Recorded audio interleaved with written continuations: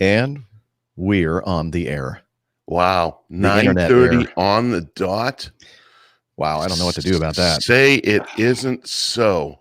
Hello, everybody. Welcome to the Black Friday APG special. APG Black Friday special. It's not really a special. It's just another episode, actually. But it's just another day, yeah. It is Black Friday, so. And Chris Ellerby said APG is more important than Black Friday deals. Yeah, like who really wants to get out there and shop? Not me. Nope. Me neither. I have nothing to buy on a Friday. Black Friday. Yeah, me neither. Don't. Okay. I am going to, Dana is going to entertain you, and I'm going to go get a cup of coffee. So let's see. I'm going to take myself out of the stream. There he goes. Uh-oh. I'm all by myself. Oh, that's fun. Good morning, guys. How's everybody doing? Rough morning here in the Covered Bridge district. I went out last night with everybody in my neighborhood and proceeded to drink a little too much. Just a little too much. So, but I'm still smiling. Oh, there he is. You're muted. Nick, can't hear you.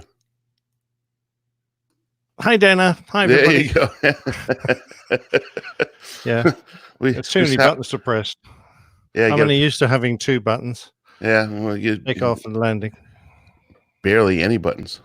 Yeah, exactly right. Well, these T-shirts don't have any buttons at all. How does that work? I don't know. In fact, I'm completely buttonless in my garb. Oh, no, I think I've got a top button on my jeans. That's a little too much information, Nick. Ah, fair enough. Who's in the chat show? We get Richard Bell has shown up from Pittsburgh. Hi, Richard. Good old Bell End. Yup. Actually, I just looked at the patch he just gave me. If you notice behind me, folks, notice what's gone. I decided to finally take down the underpants. Oh, right. Oh, I thought your footballer had gone. I can't see him either. Football. Well, actually, no. My dedicated wife, as soon as the season started, moved that downstairs so he can watch the game with us. And yeah, and make suitable comments. Very, very important. So, excellent. But you notice what's up there now? Something you gave me, Nick. Oh, really? I can't quite see it because the picture is quite small. Yeah, it is. Give me a clue. The Harley Davidson garage. Oh, black. Right. Excellent. I like it. So that's what's up there now. Cool. Well, but yeah, finally, after all these shows, I don't know how many shows, probably been up there for over 100 shows at least, decided to take it down. I do still have that shirt up there, though. Whatever that's, what is that called? The wife beater? String vest? Yeah, string vest, wife beater, something like that. So, see Captain Jeff in the background there. He's going to be online. So, do we have anyone from Deutschland in the show today? Yet? Don't see so. We have somebody that's going to help us with pronunciation. Ah, yes, I heard that. That's very good. Booing. Boing, boing, boing, boing, boing, boing, boing, boing, boing, boing. Oh, I think if I did that right now, I might lose what's in my belly. Don't do that. No, we don't want to do that live. Don't want to buy you another PR40. No, you wouldn't have to do that. I would move that quickly. But we may lose the computer for a second time. Oh, that's not good. No, we don't want to do that. Let me do a sound check here. We're going green. We're going green. We're gonna take care of the earth. We're going green. Wow. Excellent. Yes. Tell us something funny, Nick. I'm sorry, I can't do that on demand. Oh, thank you. I thought it was funny too.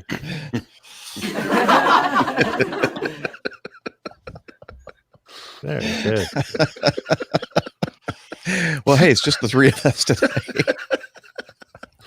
Oh boy. Hello, everyone, and welcome to the live recording of APG, the Black Friday edition.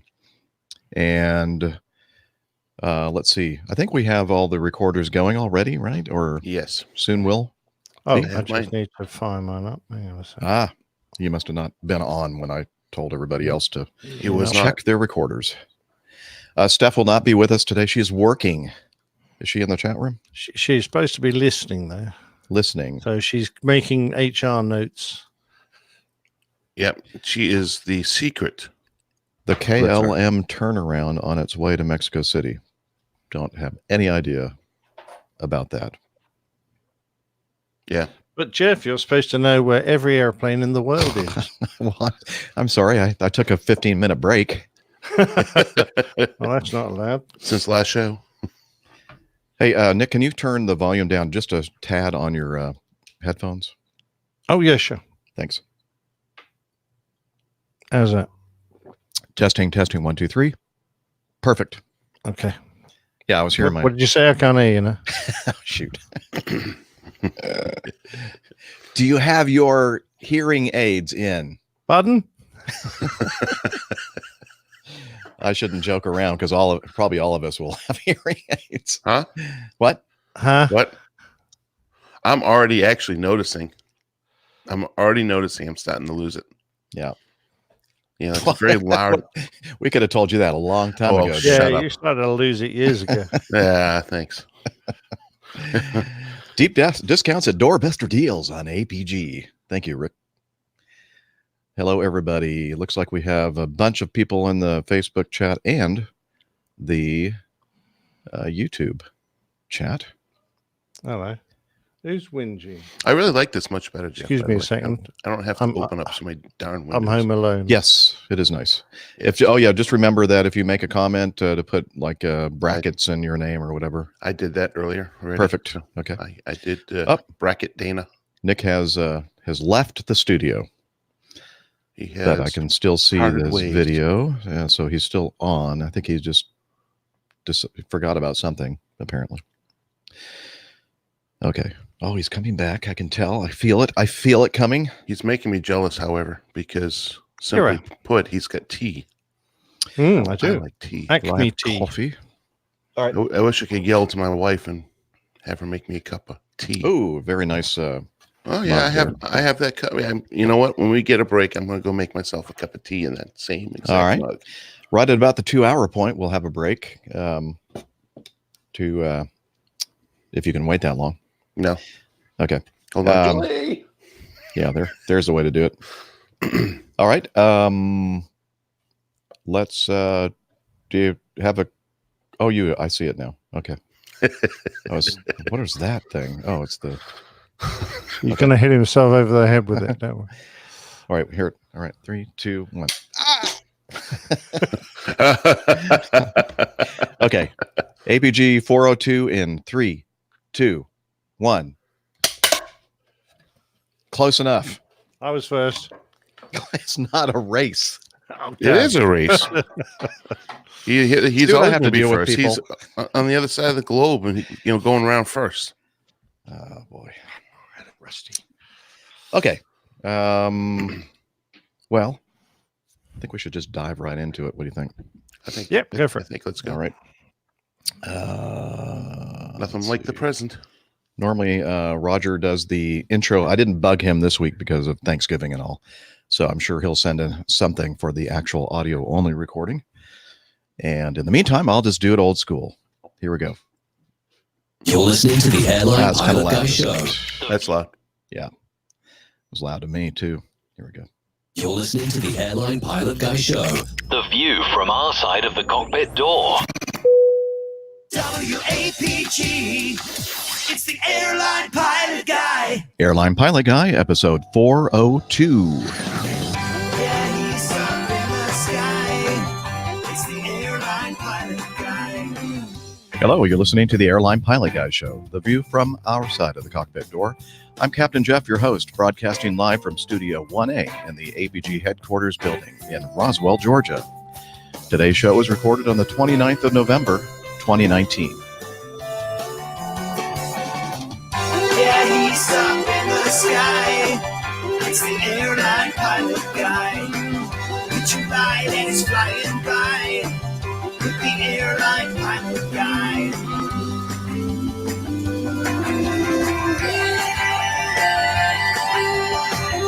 In today's episode, a nose wheel collapse in Odessa, 777 compressor stall at LAX, more news, your feedback, and this week's plane tale, Landshut. So we get all settled in, tray tables and seat backs in their upright and locked positions. Electronic devices powered on. Flight 402 is ready for pushback. Hello and welcome to the Airline Pilot Guy Show. We've been aviation podcasting for more than 10 years, covering the latest aviation news and answering your great feedback. I'm Captain Jeff, former U.S. Air Force pilot, currently a captain for a major legacy airline for coming up on 31 years in just a couple of weeks, based in Atlanta, Georgia. The airline for which I fly and Dana flies, we'd like to call Acme Airlines. It's a virtual airline. And here to help me out today is from his studio in the English countryside. He's a professional photographer, a former RAF fighter pilot, former captain for an international airline based in London. It's Captain Nick. Well, hi there, Jeff. 31 years. That's a long time, mate. They should give you a medal. They should. Looking forward to a great show anyway, and happy Thanksgiving to all you folk in Fatland. And happy Black Friday. We're recording on the Friday after the U.S. Thanksgiving. And many of you out there, I'm sure, are out there shopping, perhaps, except for the people that are here with us live. Let's see.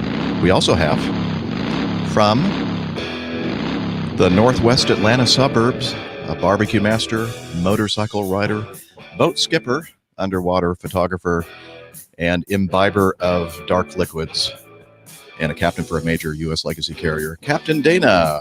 Good morning, guys. Great to be back on another fantastic episode.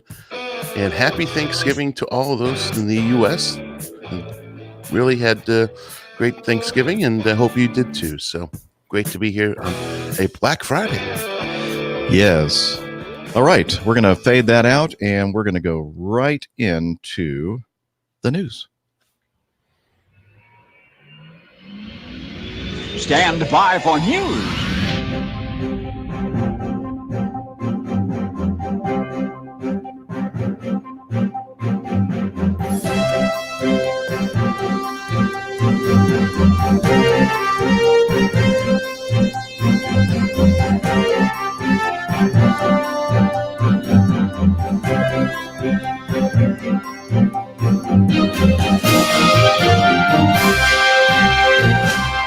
Okay, on the 21st of November, not long ago, a Turkish Airlines Boeing 737-800 performing Flight 467 from Istanbul to Odessa in Ukraine, with 134 people on board, was on final approach to Odessa's runway 16 when the crew initiated a go-around at a very low height.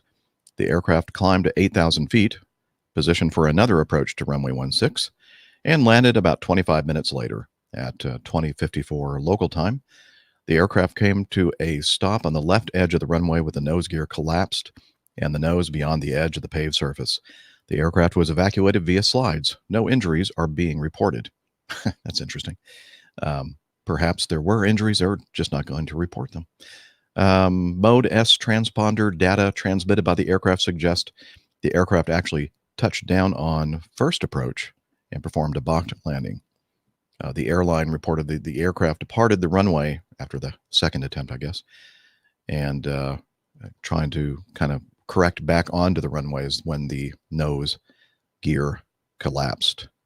Let's see, the occurrence was rated a serious incident and is being investigated.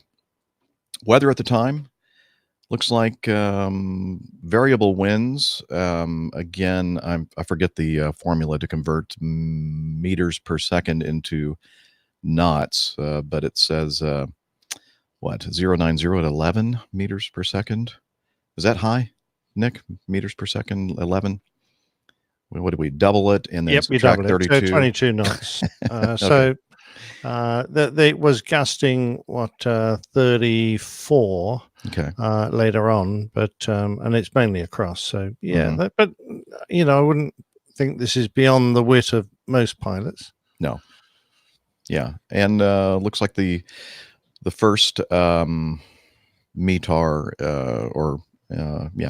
showed light snow as well, overcast skies, light snow.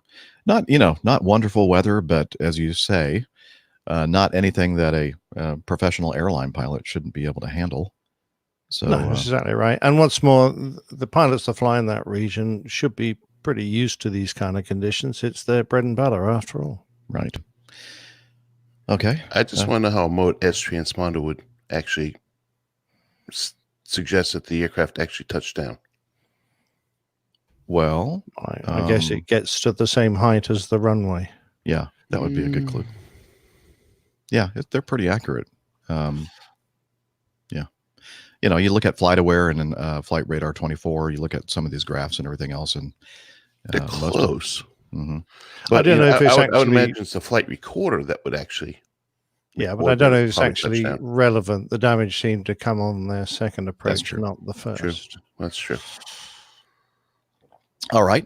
Well, really not much else to say about that, except that... What? I was just going to say, well, that may actually not be true, Nick, because if they had bounced the landing and kind of hit the nose, that may have caused some problems with controllability of the airplane. They didn't mention anything about the first Bach landing doing any damage to the nose wheel. It was actually them departing the runway and then coming back on, hitting that hard lip on the runway edge, which collapsed the nose wheel. Basically what I gathered from this. Yeah, me too, but I was just playing devil's advocate, as I like to do. It's too early for that, Dana. All right. Early I'll shut up. devil's I'll shut up. I'll just shut agree. up. I agree. 100%. Agree with it. I shut up. I'm muting. Bye-bye. Take yourself out of the studio. No, I'm just kidding. He did. But he's lurking. I can see him lurking. We still see you there, man. Yeah. Okay. Moving on to item B. A Philippine Airways. Is it Airways or Airlines? Let me make sure I get this right. Philippine Airlines, Boeing 777-300, performing Flight 113 from Los Angeles to Manila with 342 passengers and 18 crew, was in the initial climb out of runway 25 right when... Hang on, I had to resize this window. Okay. Climb out of runway 25 right, when upon contacting departure, the crew declared, "Mayday, Mayday, Mayday." The right-hand engine, was a GE-90, was surging. The aircraft climbed to 5,000 feet, positioned for an approach to runway 25 left. The aircraft landed safely on runway 25 left about 12 minutes after departure. And there's a picture that I threw in there. This is from the Aviation Herald. The initial liftoff is where the right engine started exhibiting signs of distress, of compressor stalling, nice flame shooting out the back of that huge engine. And there is some liveatc.net audio that accompanies this if you are interested in hearing that. And great analysis, by the way. I'll throw another, what do you call it when we throw in a promo, wow. I guess I haven't had enough advertisement. No, Plug. Plug. There we go. Plug. Thank Liz for that. Thank you, Liz, for Blanca Lirio's channel on YouTube, Juan Brown. And again, it's called Blanca Lirio, again, in the show notes. Does a really nice job of kind of analyzing the incident at LAX. By the way, Juan, he's out on medical leave right now, but he is a first officer on the 777 for an American major airline. And so he has some good perspective on this incident, but looks like they did a very nice job. Now, there were some people in the comments kind of criticizing the crew because they didn't immediately raise the landing gear after takeoff. But I think that my co-hosts here will let you know that sometimes when things are just going to heck in a handbasket right away, and got all kinds of bells and alarms and lights and everything else lighting up the cockpit, sometimes you forget something basic like raising your landing gear. So Yeah, often an emergency just breaks your flow because you get the rotate call, you start pitching up. The next thing you're looking for is positive climb, and you respond with gear up, and that's so common and so ingrained in us. If for some reason you don't get that positive climb call, you probably won't ask for the gear up until quite a little bit later, when you suddenly go, hang on a minute, there's something missing here.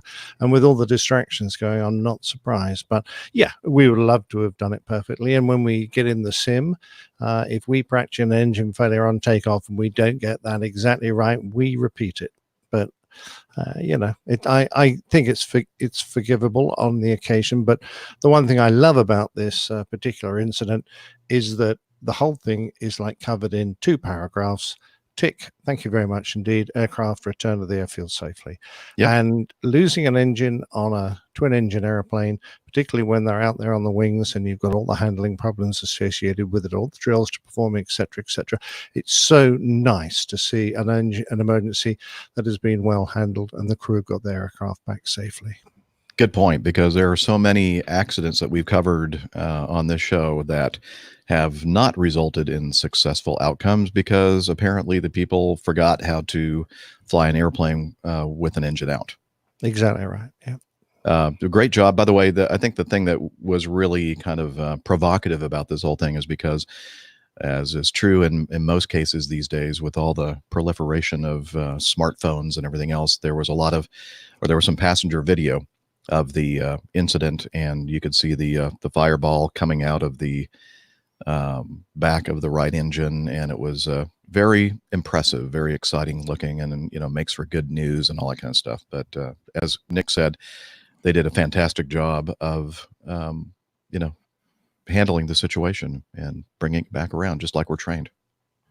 Yeah, exactly right.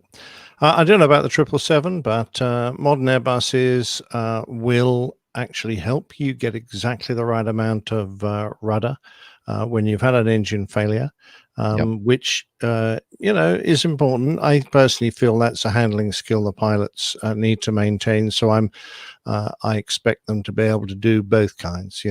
Put the rudder in and then keep it right, then manually trim and get it all nicely sorted, and then have to adjust that trim during the circuit. If you start to rely on a aircraft system doing that for you, that's a skill you tend then to lose, because it's not like we practice these very often. We do them in the sim, yes, every 6 or 9 months, but that's not exactly every day of our working lives. I wonder if they do have some kind of a profile where they keep the automatic rudder compensation inactive.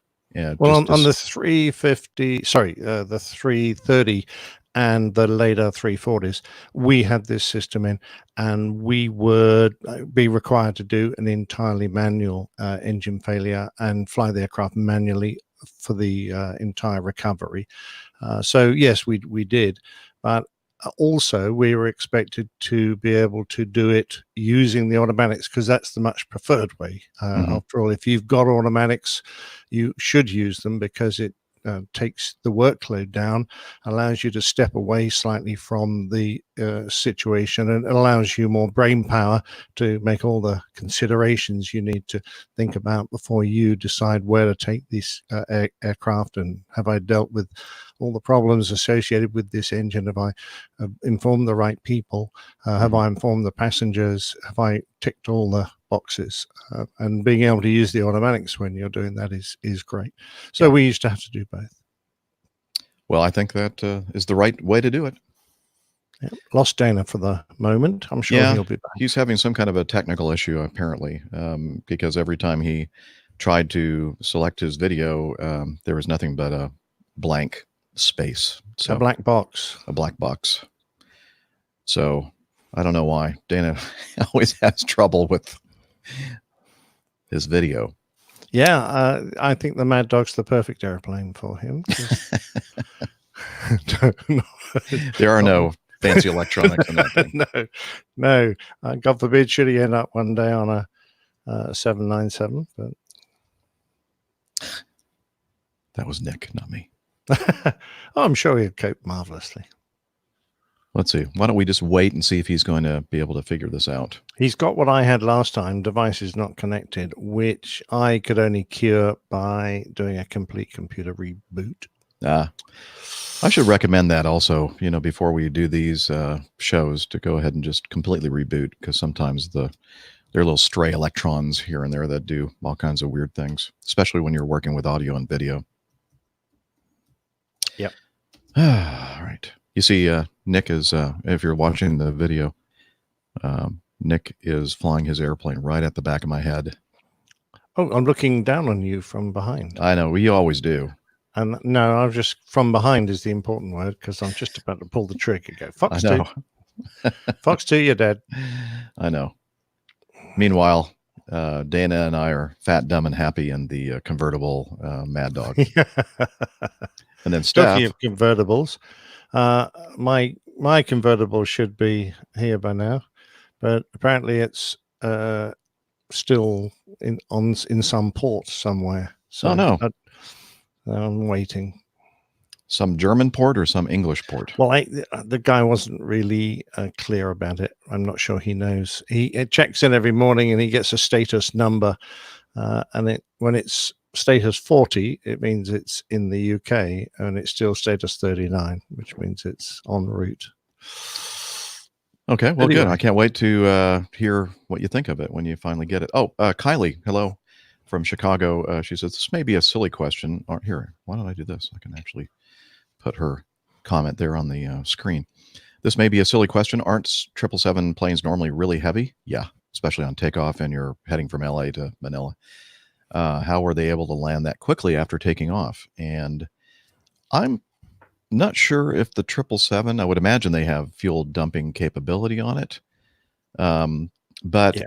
I think, you know what? Juan Brown in that Blancolirio YouTube channel does a nice job of explaining why you don't always have to lower the weight to your maximum landing weight in certain emergency situations, and you have to take into account several different things like the extra weight of the airplane, how that's going to cause you a longer landing roll, and it's going to be increased brake energy used. You're probably going to have hot brakes. In fact, this incident, they ended up going to the end of the runway, turning off, and taxiing back to one of the gates.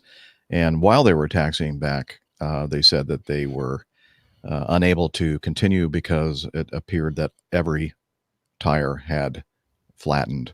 The fuse plugs and all of the, how many main wheels are there? 12? 1, 2, 3, 4, 5, 6, 7, 8, 9, 10, 11, 12. I think that's right. Every single one of them, because the temperatures got so high in the inner tire pressure and also, inner tire temperatures and as well as brake temperatures, caused the fuse plugs to work, which basically deflate the tires nice and gradually so they don't have exploding tires. But again, Juan Brown does a really nice job of explaining how that all worked. Yeah. Once you've got a situation under control, in other words, the engine is either shut down or it's not producing or of concern anymore. You might be running a bit rough at idle, but whatever. There is definitely a thought that you might want to jettison fuel rather than landing overweight. Of course, almost every airliner I know of can land at its max takeoff weight, but it needs to do so very gently. For our type, it was a landing descent rate of less than 300 feet a second. So that's nice, gentle landing. 300 feet per minute, actually. Sorry, 300 feet a second. Well, that would be really quite fast. Yeah. So you need to do it gently. But brake energy is definitely a consideration. But hopefully they did those calculations. I didn't actually see the video of it. Was it still puffing out fire through it the whole time, Jeff? Do you know? I did. Oh, yeah. Well, the video that they had supplied at some point, they didn't show the approach and landing that I can recall. It was just the initial level off at 5,000 feet. I think the initial climb out and level off, but I'm not sure if that thing was still compressor stalling the entire way or what. But because if it was, and you didn't for whatever reason want to shut it down, I don't think I'd like to mix fuel jettison with puffs of flame coming out the back. That might be an interesting combination. Hey, there he is. Here he is. That was crazy. Well, would you have to restart the whole thing? Yeah, I had to restart the whole thing. It just stopped working. Yeah. I was going to say I should probably make that a checklist item, have everybody just completely restart before we do the show. And I never have mentioned that to any of you, so sorry about that. That's right. That's okay. It's not your fault. Anyway, so we were just kind of following up, Dana, on the cleaning up a little bit, talking. Kylie asked a great question about why they didn't dump fuel and why they came back so quickly back to LAX, and we talked about what's required for an overweight landing and considerations and that kind of thing. Yeah, I mean, I'm sure you said, not going to circle around on one engine, just over the ocean. Just why spend the time doing that, right? Just get back on the ground.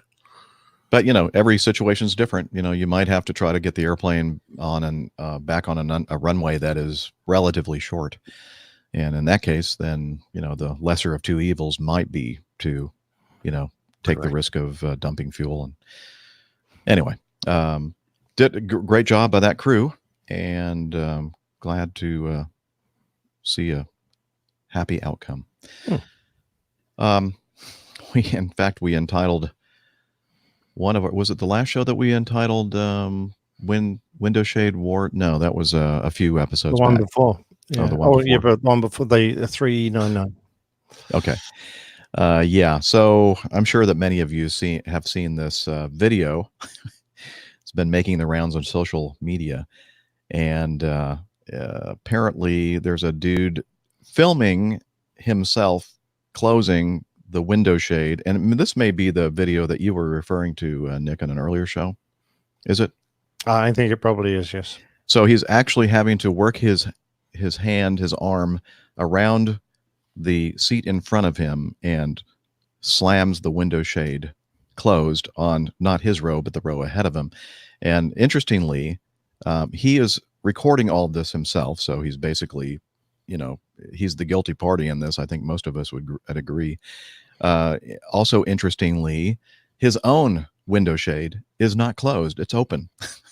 He's trying to close somebody else's in somebody else's row. So that was quite comical, I think, to watch this. I'm not sure if this was some kind of a gag or a prank or something like that. Now that I'm thinking about it, Yeah, it does seem a completely ludicrous action. If I was the bloke whose window was being slammed by someone else, I'd be tempted to keep a fork from my meal tray, and every time he reached forward, he'd get a forkful. Yeah. Anyway, apparently we received this this article and video from Matt McDonald. Thank you, Matt. So we'll have that in the show notes if you want to watch the ridiculous exchange of window shades going up and down, up and down, up and down. I think we've talked about it ad nauseum. Some people are just nuts, but it does bring me to the fact that I'm reading John Hutchinson's book, The Wind Beneath My Wings, prior to interviewing him in a few days. And he does mention that on one of the Concorde aircraft that he flew, he wasn't flying it, but they had a slightly deranged lady passenger walking up and down the aisle wearing mink coat and sneakers, who plunged her Swiss Army knife into the top of another passenger's head. And I'm going, oh my God, really? Did she kill him? No, he had to have an operation because the tip of the blade broke off in his skull, poor man. But it just goes to show that these strange happenings aren't just limited to, low-cost carriers or whatever. I mean, even on the one of the most expensive airplanes to fly in the world, there are weird people. Yeah, that goes without saying, really. Wow. So she was just wearing a mink coat and sneakers, and that was all? Oh, no. I think she was. I'm sorry. that was just some of the clothes she had that looked a little unusual. I mean, a strange combination. It is, yeah, an odd combination. We talk about airplanes that with fly-by-wire controls. We talk about fly-by-wire a lot on this show. And this next article is... it's an outcome that wasn't very good for this person. So if you do fly by wire, you need to fly above the wire, not at the same altitude. So this is a Piper PA 12A Super Cruiser. Looks like a J3 Cub to me. I guess that's maybe a version of the Cub. I don't know. I don't know my Pipers very well. Was flying around up in Minnesota, the Twin Cities area, on approach to Flying Cloud Airport. And apparently there's some high tension wires. This was about 7 to 8 nautical miles to the southwest of Flying Cloud. And the Cub got entangled in these high tension wires. It was just one solo pilot and no injuries, remarkably. And there's a great picture of this airplane just kind of dangling from the high tension wires. And I'm just wondering, why were you flying so low that far? Well, is there a picture of it? It looks like there's a hangar nearby. So perhaps in the bottom. No, that's a farm. Oh, his farm. I'm just wondering if he flew his airplane into his farm, or in and out of a field in his farm. But anyway, I do think it's a shame. Unlike the other picture we saw of the other almost identical incident, he hasn't climbed out and is sitting on the wing, which I think is definitely a photo call shot missed. That would have been perfect. Yeah. What was the other one? Was like a ski lift cables or something like that somewhere. Yeah. I guess this is slightly more dangerous on account of the fact they're electric wires. That's true. Yeah. Yeah. As long as you don't touch ground, you're fine. All right. Okay. You won't get a shock, but even if you go between two of those wires. So Ethan Allen in the Facebook chat says he flies out of Flying Cloud Airport. I wonder if he heard about this incident. Again, what was the name of the little town that this was near? Like Shakopee something or other? Shakopee. Shakopee. Oh, Shakopee Fire Department. Yeah, I think that's technically where it was. In fact, I think the Flying Cloud Airport is in Shakopee, if we're pronouncing that correctly. Anyway, just thought that was kind of an odd-looking photo. Again, if they keep doing this, we're going to have to ask them to start putting their registration upside down on the side of the fuselage, or paint it upside down, so that in case this happens, we'll be able to see the. Yeah. Exactly. Having said that, it looks like the registration. That first picture isn't very good. It says W98SEN, or is that my imagination? It does look like that. It does. It sure looks like it. Interesting. I wonder if this wasn't the case of somebody just trying to show off to somebody and just screwed up. It often is. Often is. Yeah, look, watch this. Oops. Yeah. Hold my beer. How tall are those high tension? I know some of those wires get up pretty high, but still, pattern altitude for the airport would have been what, 1,000 feet above? Yeah. Well, 1,000 feet AFE. Yeah. These don't look particularly in the high. They're obviously power lines, but I don't think they're the high tension power lines that are really tall. I think these are based on looking at the height of the wing. And in that photo with the bar in the back, Mhm. I don't think it's much more than, probably 30 feet off the ground. That might be just the perspective here, because it I'm did looking- mention in another article that these are pretty big high tension lines, but I don't know. It doesn't really matter. He shouldn't have been flying that low. Yeah. No. Anyway, I mean, the fire bucket. Well, again, that's a different perspective. I mean, the fire bucket off the ladder is as tall as getting to the airplane. So it was they were tall enough, I guess, that it's depicted on the VFR sectional charts. yeah, well then, So it's definitely a hazard, apparently, especially for this guy. yeah, you found him. Yeah. E. A busy bee, Congo, Dornier 228-200 registration 9 Sierra Golf November Hotel, performing scheduled flight from Goma to Beni in the Democratic Republic of Congo with 17 passengers and 2 crew, was departing Goma's runway 17 at 9:10 local time, but failed to climb out. Contacted electrical wires at here we go again with the wires. Very low height and impacted houses in the densely populated area of Bebere, just south of the runway. The aircraft burst into flames. All occupants perished in the crash. 1 serious injury and 7 fatalities occurred on the ground. A search for victims both on the aircraft and on the ground is currently underway. Of course, this was a few days ago. One version of the load sheet identifies 6 passengers. Another version, 11 passengers. Both papers identify 9 Sierra Golf November Hotel as the accident aircraft on the 24th of November. Let's see. The governor of North Kivu province stated that, quote, the aircraft missed its takeoff. Never heard that term before. Neither have I. Maybe that was a translation that from whatever his language is to English somehow got a little, I don't know, kind of rearranged or something. Anyway, I've heard of missed approaches and missed balked landings, but not missed takeoffs. We do know that takeoffs are optional. Takeoffs are optional. Landings mandatory. Yes. I can't talk this morning yet again. I wonder why. Put your teeth back in.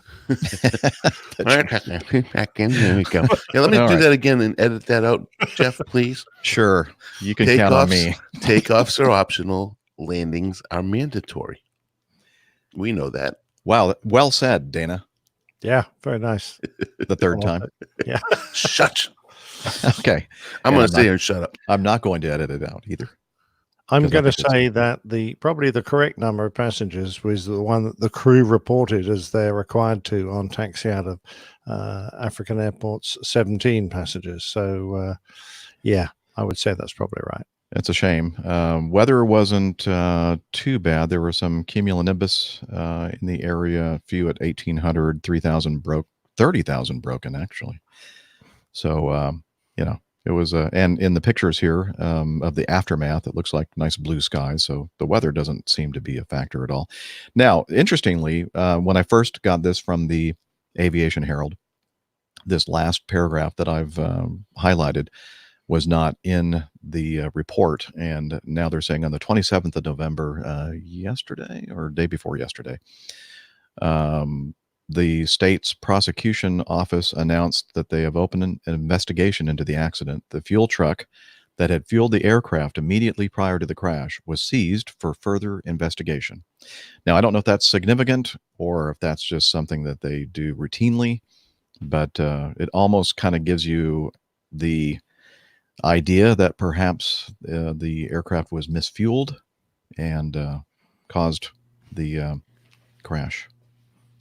Yeah, I'm pretty sure that most investigators would do that immediately to make sure that they could at least tick that box and say that it wasn't fuel contamination. But yeah, it's obviously one of the things you can get if you get a loss of power. I mean, it's one of the things you look at. But yeah, the thing I was going to comment on was if you look at the very bottom picture of all the buildings that have grown up around this airport, there's literally nowhere to go off the end of the runway without hitting some kind of a dwelling, and that's fairly common because this sort of land is not considered prime real estate. So those less fortunate often build their houses or shacks or whatever, their impromptu dwellings in those kind of areas. And it does really often encroach right onto the edge of the airfield. So it just adds to the death toll when something like this happens. Yeah. Well, that's sad. Always sad to see a loss of life. Yeah, Moving on, we talk a lot on this show about emotional support animals and service animals. And this article from the New York Times from Jennifer Steinhauer is the writer of the article. So it starts off, and I'll start off by quoting Jennifer. It seemed, in retrospect, a bit of a low point, a medium-sized dog racing through an airplane at 30,000 feet, spraying diarrhea toward passengers throughout the cabin. Oh, isn't that a lovely thought? But according to some transportation officials, it was an increasingly typical scene that has stemmed from the growing use of comfort animals on airplanes, a situation that some injured veterans say is making life harder on them. The airline industry, which has been working to curb the number of comfort animals on board, has recently found an ally among the nation's war wounded.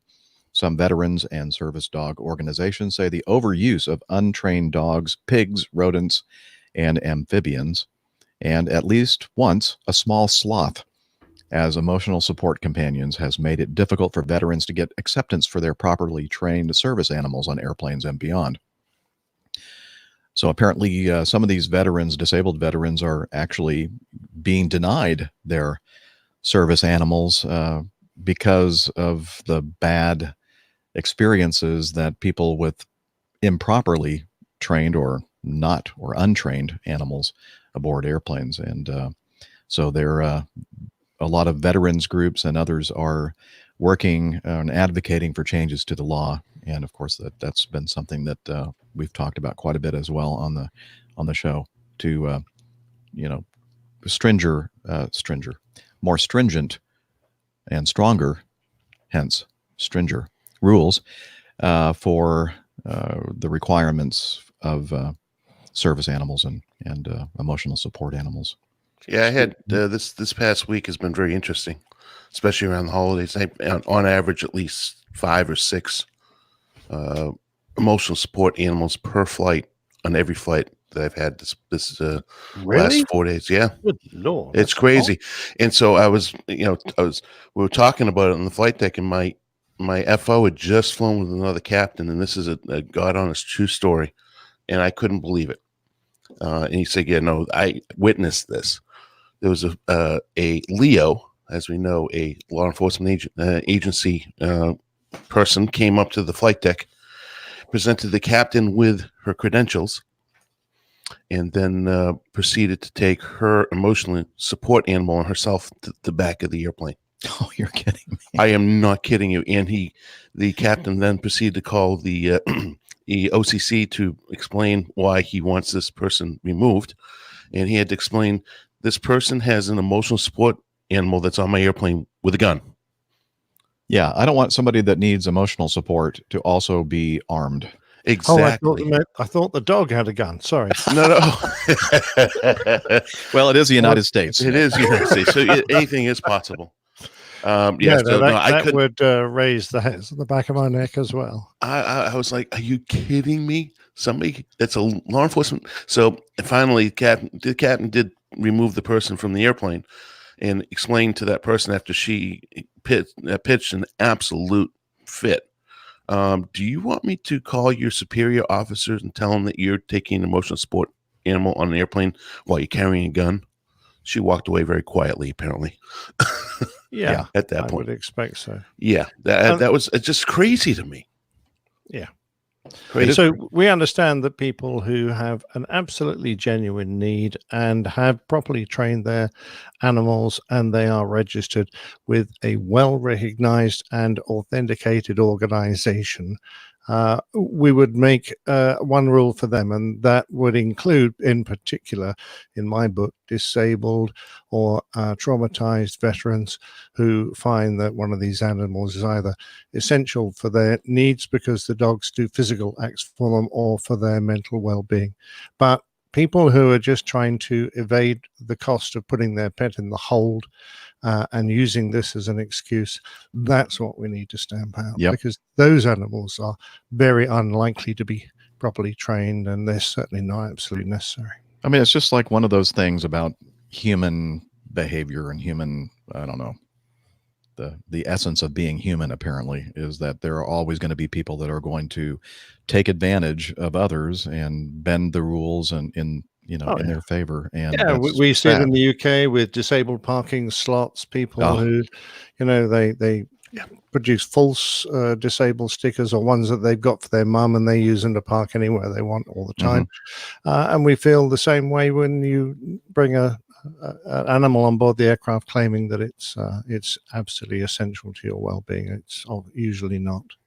One questions if they're that in much need of a animal to help them cope, should they even be on the airplane? Are they going to go? Yeah, interesting. Are they going to go crazy on me on the airplane? I guess one would argue that because of the emotional support animal being there, that they wouldn't. But it's out of control. I mean, if the animal's not well trained, Dana, and it becomes distressed, that must put the person who's carrying it in a doubly bad situation. So absolutely. I mean, look at the attacks that have been on passengers on the airplanes. Yeah, I mean, it's absolutely crazy, and you can tell. I mean, a proper animal that's being a pet in the cabin, as we call it, has to be in a pet carrier. And has to have it has a green tag on it showing that passenger has paid for that animal to be in the carrier, and it has to stay in the carrier. I've been walking around the airport this past week, and I mean, not as many passengers, but there are almost as many animals as passengers out there that are walking through the terminal on leashes. One of the flight attendants in this article says, for a while there, it looked like we were operating Noah's Ark. It's crazy. It's absolutely ludicrous to me. And I'm a dog lover. I'm an animal lover. Oh yeah, me too. But there are places for them to be. And of course, Micah wants us to be sure to express that there is a difference between an emotional support animal and a properly trained service animal. And I think everybody knows that. But yes, just so that you understand, we were talking about emotional support animals. And a lot of difference in cost as well. Yeah. Okay. That's enough of that. We can talk all day about emotional support animals. And where's mine? I need one. Yeah, me too. I've got one right under the table here. I need to get my emotional support alcohol. Oh, is it too early for that? That word's just making me nauseous. Don't even say the word, please. All right. Finally, item G. This article includes a video of a fuel truck at the Dallas-Fort Worth airport taking out two parked Bombardier CRJ-900 aircraft. And you got to watch the video. The guy just looks very perplexed. Apparently, he runs into one, and then in an effort to get away from that one, hits another one. No passengers or crew members were seriously injured. Paramedics evacuated a flight attendant aboard one of the planes. Oh, so I guess it must have been kind of a big bump. The incident happened at 8:42 a.m. as both aircraft prepared for departure from Terminal B. American Airlines had to cancel flights to Shreveport and Lubbock that were to be served by the two damaged CRJ-900 jets. Passengers were rebooked on other flights, and I'm assuming that they got to their destinations. By the way, these airplanes were actually Mesa Airlines on behalf of the major airline, American Airlines. And again, in the show notes, there's a link at the very bottom of it where you can watch the video and see how badly this fuel truck driver, mangled two CRJ-900s. I wonder what the bill will be. Yeah, I guess the insurance company is going to end up paying a lot of money for that.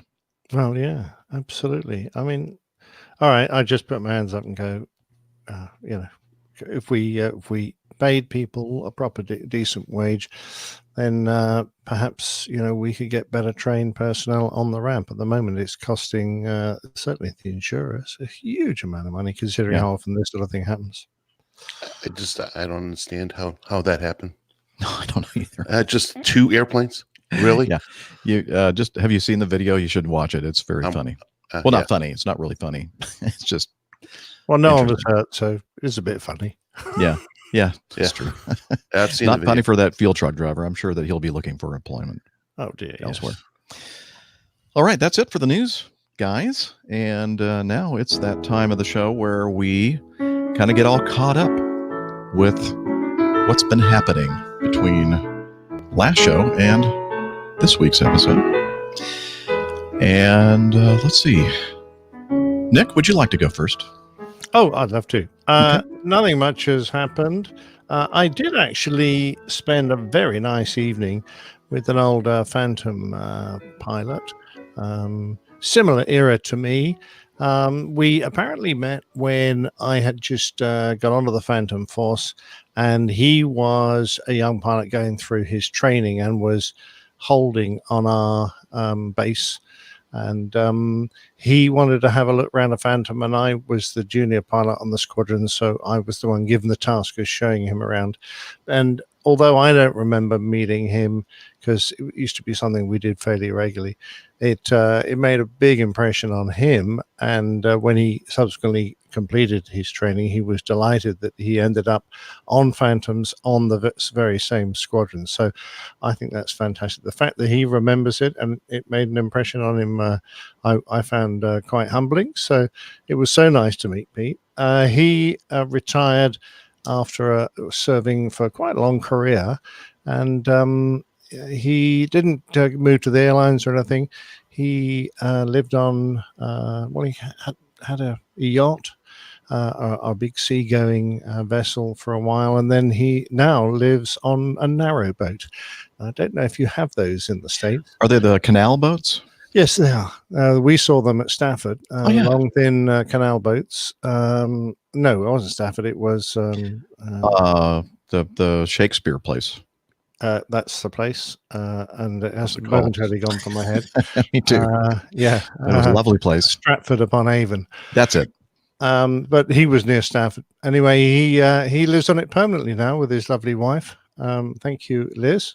Just 5 seconds late.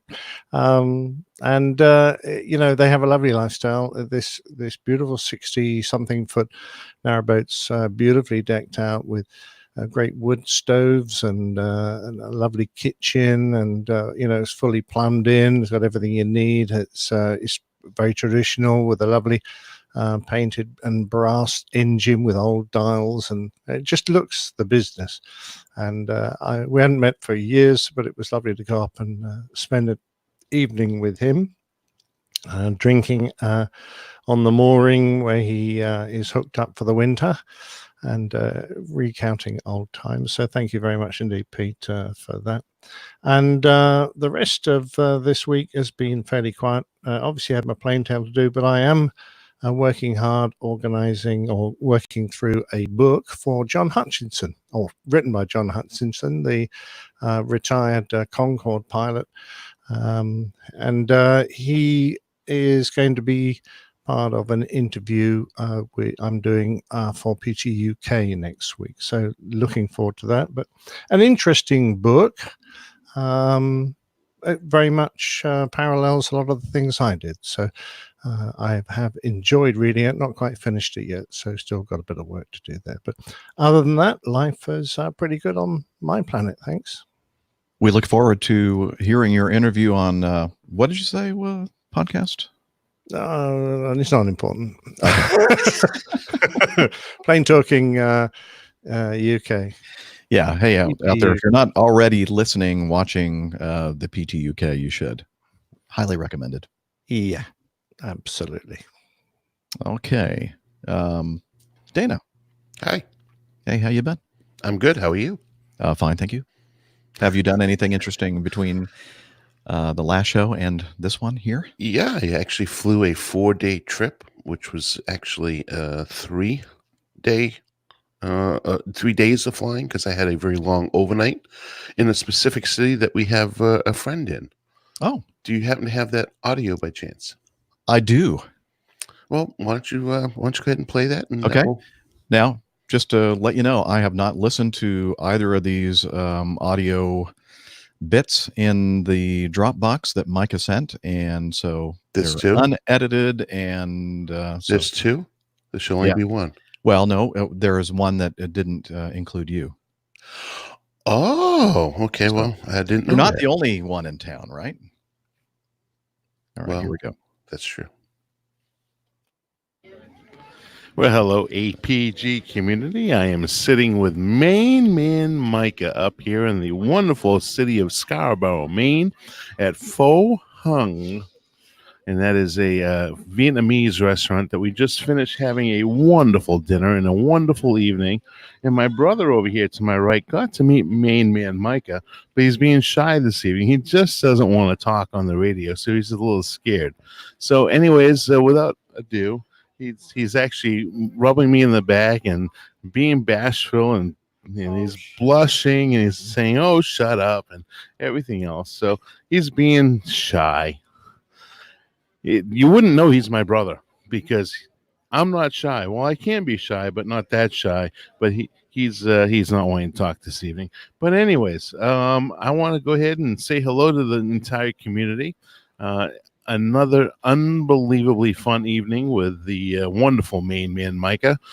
Great libations, great food. Well, actually, we didn't have any libations. We had water with lemon, but great food for sure. And so what I'd like to do is go ahead and pass the microphone over to Main Man Micah to explain how much fun and how he came up with this great restaurant for us to share some great food with. Well, thank you very much, Dana. I got to say, it's just absolutely great to see you. And first of all, who would have guessed that a guy like you would have such a good-looking brother? No, You know, it's really right. Yeah, that's impossible. Yeah, if you're listening, he actually is talking, but he refuses to do it into the mic. Just want to point out that we are at Pho Hung, not Pho Hung, which would be something completely different. And we're not. Hung. That's something else. And Family show, folks. Family. exactly. And the proprietor is not one hung low. But anyway, Dana just spit out his water. It's a wonderful Vietnamese place. We've had some great dumplings. We had some crispy egg rolls. We had some wonderful spring rolls. And the food was great. The company was great. And this has actually been a fabulous weekend for me because here it is Tuesday of the week. The Sunday before, Tanya Wyman was here. We went to Becky's Diner, and Tanya and I got to visit. And while Tanya and I were visiting, she came back to my house before I took her back to the airport. We had a cup of tea, and as we're having our cup of tea, the phone rings. It was a beautiful Barbara Parrish calling me on her birthday. And although we were a little late on APG to say it, let's say it right here. Happy birthday. Happy birthday. Happy birthday, Barbara Parrish. So anyway, thanks for coming up. Great to see you. And thanks for taking me out to dinner here at Pho Hung. Well, I guess I said it wrong. So it's Pho Hung. I go so many places, but it is a family show, ladies and gentlemen. Another fantastic evening of an APG meetup and another wonderful, what do I want to say here, Main Man Micah? Another wonderful encounter between the Main Man Micah and Captain Dana. So on that note, I'm going to send it back to the studio to you, Jeff, and we'll see you here hopefully this weekend. Bye-bye. All right. Sounds like you all had a fun time at It was great. And Pho Hung. I really wish my brother would have said something, but he was just being bashful. So, yeah, great seeing them. Really nice to spend the day with my brother. He actually took the day off from work, and then we went over to the Allagash Brewery, which, amazingly enough, probably would not. It's a wonderful tour.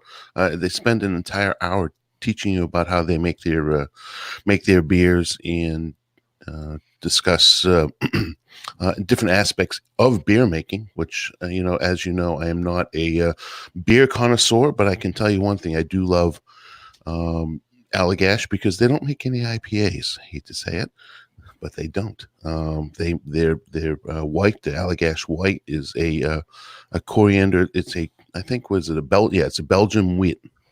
Wit, am I saying that right? Wit? Wit, yes. Yes. Which is Belgian wit, which is a very, very tasty beer. And they also make my favorite beer, which is the Cruo. And that's, I learned how to say it properly, Cruo. I always call it Cruyer or Cruchix, but it's a Cruo, which is a bourbon barrel wit beer. So they take their beer that they make and they put it in the bourbon barrel and they age it for 3 months, I think he said. Yeah, 3 months, and comes out with that bourbon flavor to it and a high gravity beer. So that's one of my favorites. And that's actually, hate to say it, that was the one that almost took out my computer. Oh, it was in the glass. That's the one that spilled. Well, thanks for joining us this morning with APG Beer Talk. Next episode, we're going to be talking about the wonderful beers from Wicked Weed Brewing in Asheville, North Carolina. Perfect. So anyways, so I had a very nice day with my brother and a very nice evening with all three of us. And that's about it. All right. The trip itself was fantastic. No major issues, just some weather to deal with. Couple approaches pretty close to minimum. Other than that, it was pretty mundane, just the way we like it. All right.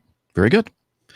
Let's see. There's another audio file that we kind of hinted at earlier in the Micah Dropbox. And let's see, it's kind of keeping it up in the Portland, Maine area. Let's see what this one's all about. Hello, everyone. It's your main man, Micah here. And as if you didn't already know, here in the United States, today, as I'm recording this, it's Thanksgiving Day. And this year, I have a whole lot to be thankful for. But this week, I even have a lot more to be thankful for. As I may have already mentioned, if you've already heard, Dana's little recording. But yes, on Sunday of this week, of Thanksgiving week, Tanya Wyman was up here, and she had a chance to visit with me, and we had a terrific time going to Becky's Diner, coming back to my house for tea, and getting a phone call from the beautiful Barbara Parrish, which on her birthday. And then on Tuesday, as you probably already know, Captain Dana was here. And I got to visit with Captain Dana, meet his terrific brother, have some wonderful pho together, and we won't get into that whole story again, but got to visit with him. And it was the third time Dana and I had a chance to be together this year. But today, for Thanksgiving, I originally thought I was going to spend it alone. But then last night, out of the blue, a text message came in. And it said, Micah, I don't want to interrupt, but if you're not doing anything for Thanksgiving, I'm already assigned on reserve and I've been called up. And so I'm going to be in Portland. And I said, Captain Craig, your family, and what would Thanksgiving be without having family around? So we put together a little bit of a dinner, and here in the kitchen studio is Captain Craig on Thanksgiving Day. First of all, I just want to say thank you to Micah for the last minute welcoming me into your home and cooking me this delicious Thanksgiving dinner of meatloaf, some green bean casserole, baked potatoes, some candied carrots there. And I brought up some rolls that Ashley and I had made for our own family get together, which unfortunately I wasn't able to make. But luckily me, I get to see Micah and hang out with him for a little bit on this holiday today. And he brought out some fresh wine that he just got that only comes out around this time every year. And it's just been delicious, and we're already full. And we just started about 10 minutes ago, and we still got dessert waiting for us. And got to try the coveted Boom Sauce beer, which was very delicious, and some other local beers. And it's been a great time so far. And it's just been so wonderful that Micah's been so welcoming and allowing me to partake in this holiday with him. It's been great. It's been my pleasure, Craig, and thank you for coming. Thank you for being a part of my Thanksgiving. And to all of APG and the APG community, thank you for being a part of my family. It's something I'm very grateful for. So, from the kitchen studios here in Portland, Maine, this is your main man, Micah, Throwing it back to you, Jeff. Again, that's main man Micah, master of hospitality. It's been He is. Portland, Maine. He's getting quite a reputation, his kitchen. So I'm looking forward to one day getting up there. That would be great. Yes. Yes. You do need to do that for sure. All right. Let's see. What else? Since the last episode, did I fly at all? I'm trying to remember. When was the last show? Saturday, I think, wasn't it? Last Oh, Saturday. that's right. No, Yes. I'm still on vacation. And, Way! yeah. Yay. Isn't it great being retired? It is. It's like being retired. I like it. And I'm scheduled to go out on Wednesday of next week. And I get to visit with our producer, a production meeting, of course, up in Toronto on Wednesday of next week. So, again, we have our schedules, well, Dana and my schedule on the APG community calendar and other events of significance in our aviation community. So make sure you check that out by going to airlinepilotguy.com/calendar, CALENDAR, or just click on the appropriate menu item on the menu bar. And Jeff, did you catch it, by the way, next week? We miss each other by mere hours. Oh, you're going to be in the Toronto area as well? No, I'm going to be in Daytona the night when you're with Liz. I'm in Daytona Beach, and the next night you're in Daytona Beach, and I would have been there, and we just missed each other. Good. Thank God. That was close. So make sure you try out my friend's restaurant when you're there, by the way. I will. What's the name of it again? Yeah. I knew you wouldn't remember it. Well, yeah, it's oh my God, the pig and the pint. No. The cat and the dog. You know, it's the two cats. It's the name of the two cats, and I always, for some reason, forget. I'll remember it here in a second. Put me on the spot, why don't you? Pardon me? Put me on the spot. Yes, of course. It's fun. It's part of the fun of doing the show. Yes, it is. It's great. All right. Oh, you know what? We well, here I'll continue with well, I didn't do anything, so there's pretty much nothing else to talk about. Since had a nice Thanksgiving dinner with my family yesterday, last evening, and all the kids are home. Chris drove up from Orlando, and Natalie and Alyssa live in the Atlanta area, so they were here as well. In fact, they're all here still. And what else? I was asked to sing with a very small ensemble, like 3 other voices, for the Thanksgiving Mass at 9:00 at my local parish church. And the rehearsal time was 8:30, and I woke up at 8:30. And I looked at my Did you arrive in your pajamas? And I went, uh-oh.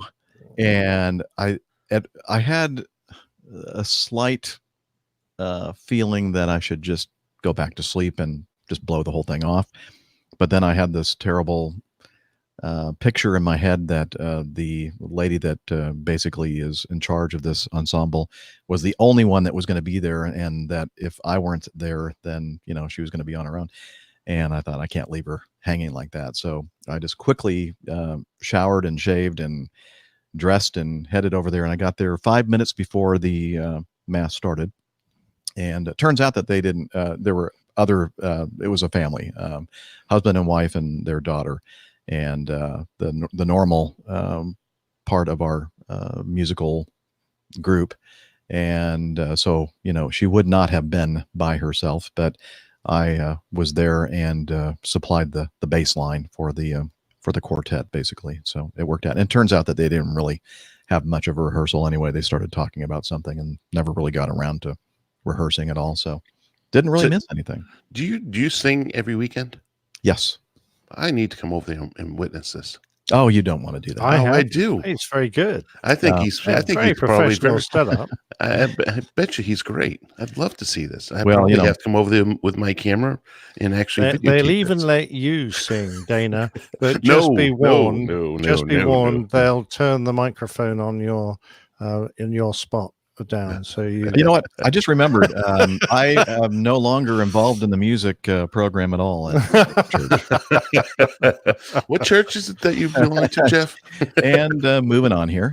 Oh, by the way, the name is Peanut and George's. It came to my mind. Peanut and George's on Main Street, right there in downtown Peanut Dayton. and George's. Okay, Yes. we'll look for Peanut and George. We had last week's installment of Plain Tales. Nick talked about Boeing or Boeing. I'm not sure again still how to pronounce Boeing. that. Boeing. But we have Boeing, one of our Boeing, APG community, Boeing. Sorry. one of our APG community members. I'm starting to get sick, I think. He's in I Germany. think I just broke the chair. And he sent us some audio feedback regarding the pronunciation of said family name. I always like feedback. Hello, everybody. Hello, APG crew. This is Henry speaking from Berlin, Germany. My best regards to Steph. I'm really, really sorry I missed you on your Berlin stay the other week. I would have loved to meet you. Sorry, I missed you. My best regards to Nick, who I met at the same brewery. I met Steph before. A big shout out to everybody who has been to the Circus Hotel and its brewery. And hello, of course, to Captain Jeff and Captain Dana. Getting back to your discussion about the pronunciation, the proper pronunciation of the name Boeing. As you said correctly, the Mr. Wilhelm Boeing was an Austrian immigrant, and his last name was indeed spelled Boeing.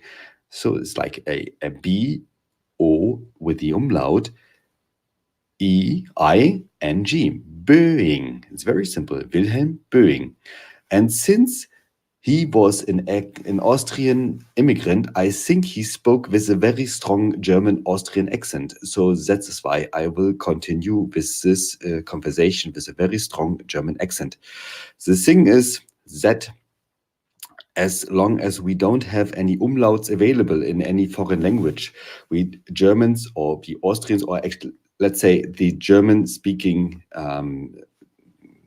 fellows, we tend to find a workaround, and this is why we say OE instead of O with the umlaut. So it's OE. And this is exactly what Mr. Boeing did. And he said, okay, because the Americans don't have the umlaut, we make the OE. So this is very simple. The very simple reason that Mr. Boeing made his name very different. But now let's get back to proper pronunciation. The thing is that his son, William Boeing, probably spoke very, very good English. And so he stuck to the pronunciation and to the writing method of OE. So it's like Mr. Boeing. And this is why the name got its name. And this is why we have this very, very beautiful company. I'm quite sure that not every American is really able to pronounce his name correctly. So say after me, please. Boeing. Boeing. Thank you very much. See you guys soon. Bye. Boeing. Boeing. Boeing. You know, Nick, I think you're right. I don't think he is German. I'm looking at Henry's last name. It's one of those names that has mostly consonants. And okay. A couple little vowels in there. Cieslarczyk. Cieslarczyzyk. So he's made that up. He might have. Either that, he just put his elbow on the keyboard by accident. It might be. That's what it looks like. Anyway, Henry, thank you very much for that. And, you know, I wish that I had thought about that when you were discussing it last week, Nick, that we have a very good friend and fellow podcaster who does a truly professional podcast, Marcus Volter. Oh, yeah. And his actual last name, his family name, surname, V-O with an umlaut, L-T-E-R. But because of the, aforementioned issues with making sure you get an umlaut over the O, it doesn't always work out with keyboards in various parts of the world. He spells it without the umlaut and the E. Well, I guess he does both. But so I didn't even think of that when you were discussing the So it should be vulture. Vulture. I don't know. Vulture. Vulture. Vulture. I did not say that. Yes. That's, By the way, here's a hint for players. If you hold down the O key on your computer, eventually up will pop a little window with lots of options, including an O with an umlaut. At least, certainly on my Mac, it works that way. Okay, yeah, I'm not sure if it works that same way with the Windows and. We don't know, but I know it does work buoying. with your like iOS devices. Yeah, you just It sounds like Inspector Clouseau trying to say Boeing, doesn't it? When he says buoying. Yeah, it does. Sounds like, Is it's a very bad French accent. Inspector Clouseau? Inspector, is that your dog? one thing we're not good at is accents. None of us. Yeah. True. And I hold my hand up right now because there's a lot of German words in today's Plain Tales. Oh boy. And Oh names. boy, here we go. And just throw it at me, guys. I can take it. I'm going to get a few hits this show anyway, I know. I will not say a thing because exactly right. So just plead the keep fifth. it coming. I can cope. And I'll leave you alone. apologize beforehand. Okie doke. Well, I should not call the kettle black, by the way, because I can really pronounce English words, never mind any other words from any other language. that's true. That's true. True.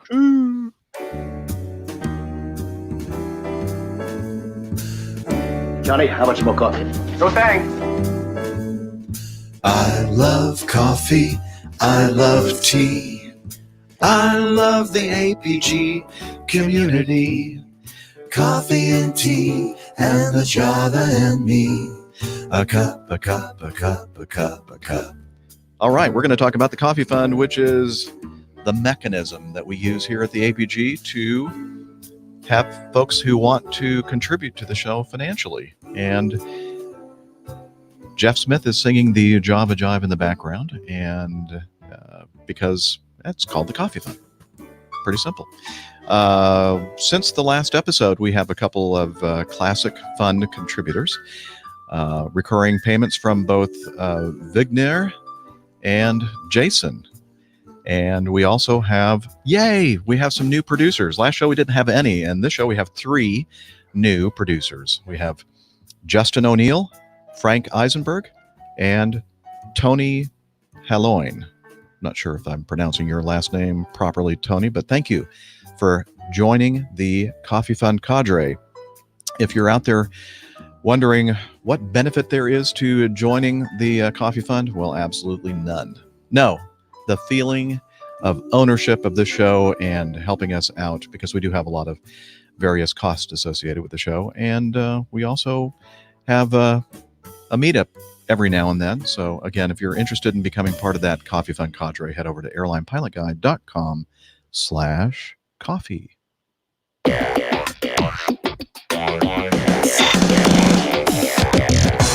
Captain, incoming message. Alrighty, let's move on to our feedback, unless we need to take a break. I'm good for a little while. Looks like Dana's taking a break. I think he is. Yes. He doesn't time his breaks very well. Let's start off with item number 1 in the feedback folder, Tom Harris. Just a quick note to say, thanks for giving my audio the airtime. Can't believe I just missed out on being the inspiration for the 400th show title. Congrats on 400 episodes, by the way. The effort the whole crew puts into making this show is really appreciated, and I'd be lost without my weekly dose. All the best, Tom. His weekly dose? You Yes. get a dose every week? Yeah. Oh, man. A dose of us. Oh, us. Okay, fair enough. So thank you very much for the nice thoughts, Tom. Yeah, all the best, Tom Iceballs Harris. Yes. Wonder why we have that in there. I guess because, we were talking about ice balls, and that was almost the... Oh, Gotcha. yeah, it was. We very nearly made that the show title if it hadn't already been decided. Yeah, we had fun with the ice balls. Oh, we did. We loved ice balls. That's what she said. All right. Moving on to item 2. Jordan Baus sent us some audio feedback. So let's have a listen, shall we? Hello, APG. This is Jordan, leaving you guys some feedback from the Schiphol International Airport in Amsterdam. And my feedback today is concerning the longevity of the aircraft in the commercial aviation fleet. And I rode on my first Airbus A330 today and noticed that the aircraft was probably as old as Captain Nick and Captain Jeff combined, because the cushion in the seats was completely blown out and the floor inside the lavatory was literally coming up. The linoleum was coming undone.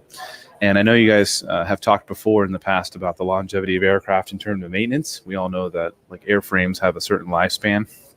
But I was hoping you guys could touch on like some of the interior upgrades, for example, or interior maintenance. For example, on the Mad Dog. I mean, is the Mad Dog, do you guys have wooden seats in there, or, what's the interior like? Do you guys even have air conditioning? But if you guys can answer that, I'd be kind of interested to hear what you guys have to say. I'm flying on the 747 today. I'm guessing for the last time until the fleet gets retired. That's kind of why I wanted to take this flight. All right, guys, have a wonderful day and happy 400. Congratulations. Hope to see you guys at 500. Jordan out. Clear prop. Now, Jordan, I think you have a little difficulty with mathematics. So get your calculator out and add 65 and 61. I think you'll come up with 120 some odd years. And when was the Wright brothers' first flight? It was not 120 something years ago. So that joke fell very flat. Well, he only missed out by a decade, didn't he? A couple decades. Oh, okay. Yeah. Few. Yeah, a few decades is actually more accurate. But so that's an interesting question, actually, Jordan. By the way, there are a lot of comedians out there out of work, and so I suggest that you let them do that work from now on. No, I'm just kidding. That was funny. So the interiors of airplanes. So, the Mad Dog, by the way, does not have wooden seats. It actually has some pretty nice interiors. And that's one way that chairs, aren't they? I think that Acme is very smart when it comes to making sure that the aircraft interiors are relatively new, and that they swap them out every so many years to make it look like you're in a very nice new airplane. In fact, most of the, if not all, of the 90s and 88s that we fly have the fancy LED lighting systems, the fancy blue lights and all that kind of stuff. So they've made several modifications and replaced the interiors of these airplanes over the years. The airplane is what, Dana, 25 to 30 years old, and depending on the early 88s and the newest 90s, there's a range there. But you get on the airplane and the seats are in very good condition and everything's the only thing that you're not going to see in a Mad Dog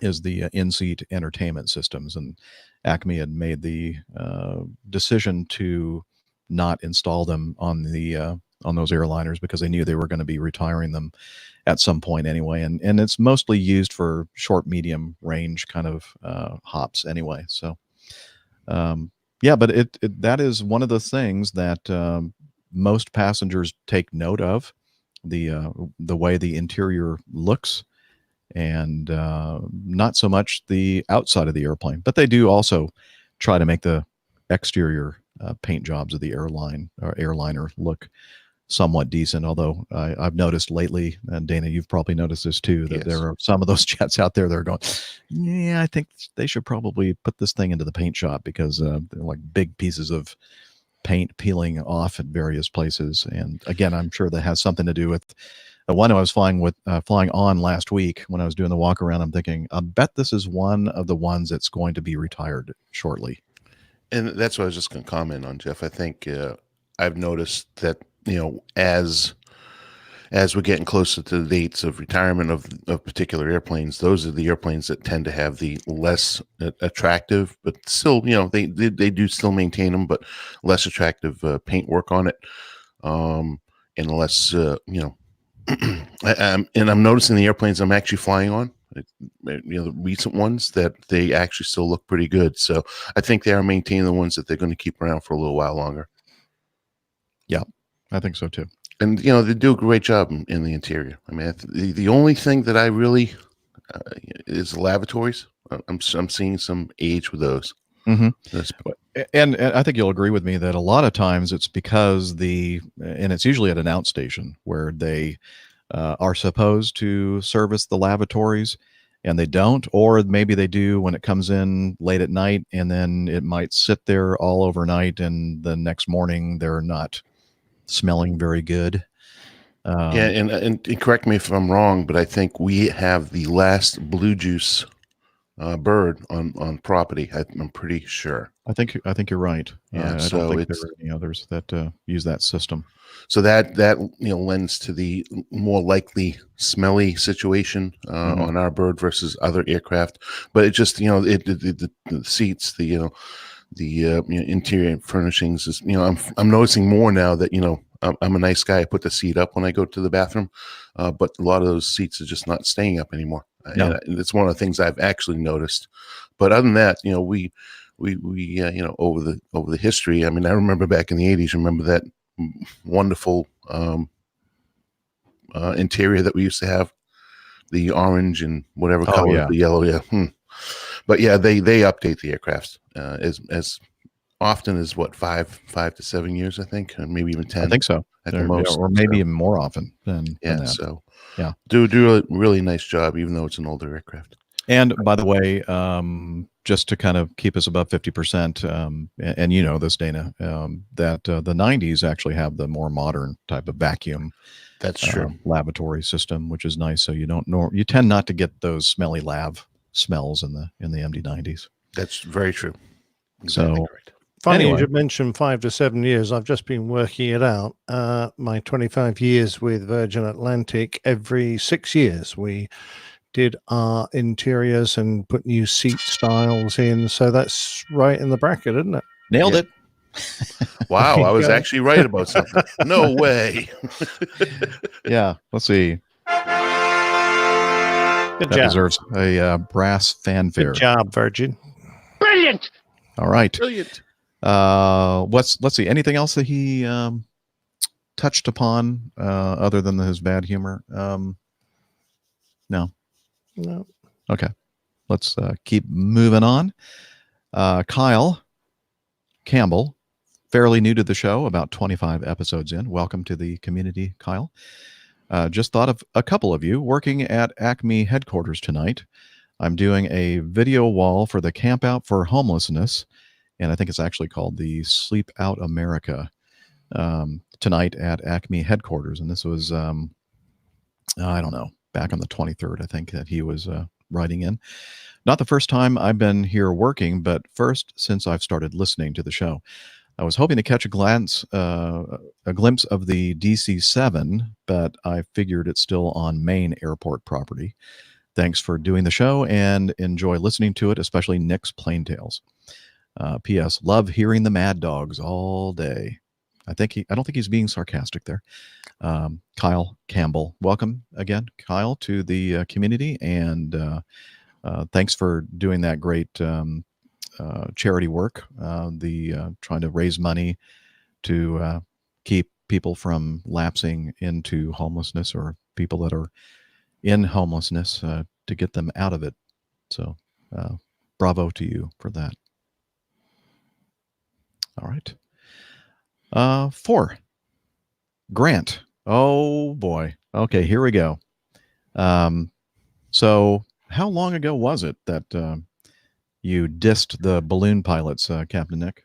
Well, long enough that it's taken a typical balloon flight level of response. So, several decades, I would say. I'm not quite that long.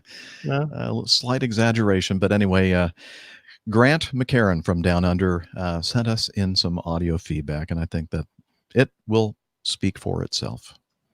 Hey folks, it's Grant here from Down Under, and I've finally taken some time to get around to figuring out how best to reply to the erstwhile jet captain's comments regarding one does not fly a balloon, one just simply floats around. And I realized there was somewhat tongue-in-cheek and a bit of stirring. And given that Montgolfier Day, the anniversary of the Montgolfier brothers putting the first manned balloon into the air on 21 November back in 1783, when the first balloon went up, it was a hot air balloon and it had humans on it. It wasn't the Montgolfier brothers themselves. There were two other gentlemen on board who were the brave aeronauts who decided to give this a whirl. And it was the first time that mankind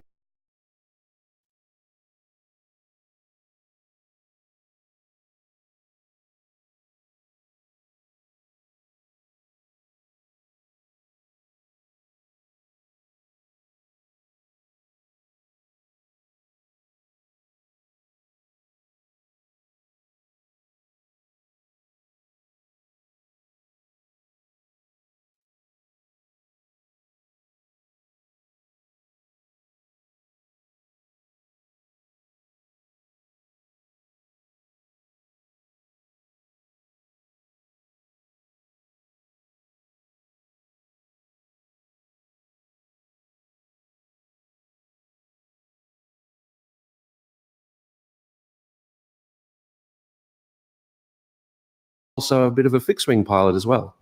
Yes, I fly as a hobby, fly a Cherokee, which we set up a syndicate for. So we fly a Cherokee back in the UK, and I fly hot air balloons commercially. It started off private, went on to be a job which I never envisaged, but then bring me to the other side of the world. So chasing summers for the last few years now. So doing the European summer and then doing the Australian summer. So all around for the last 7 years. Cool. So many people, including my colleague, have the mistaken understanding that one just jumps in a balloon and goes floating about at the mercy of the winds. And while we can't go against the wind and we don't do crosswind landings or anything, we are actively flying. We are using the winds as propulsion and steerage.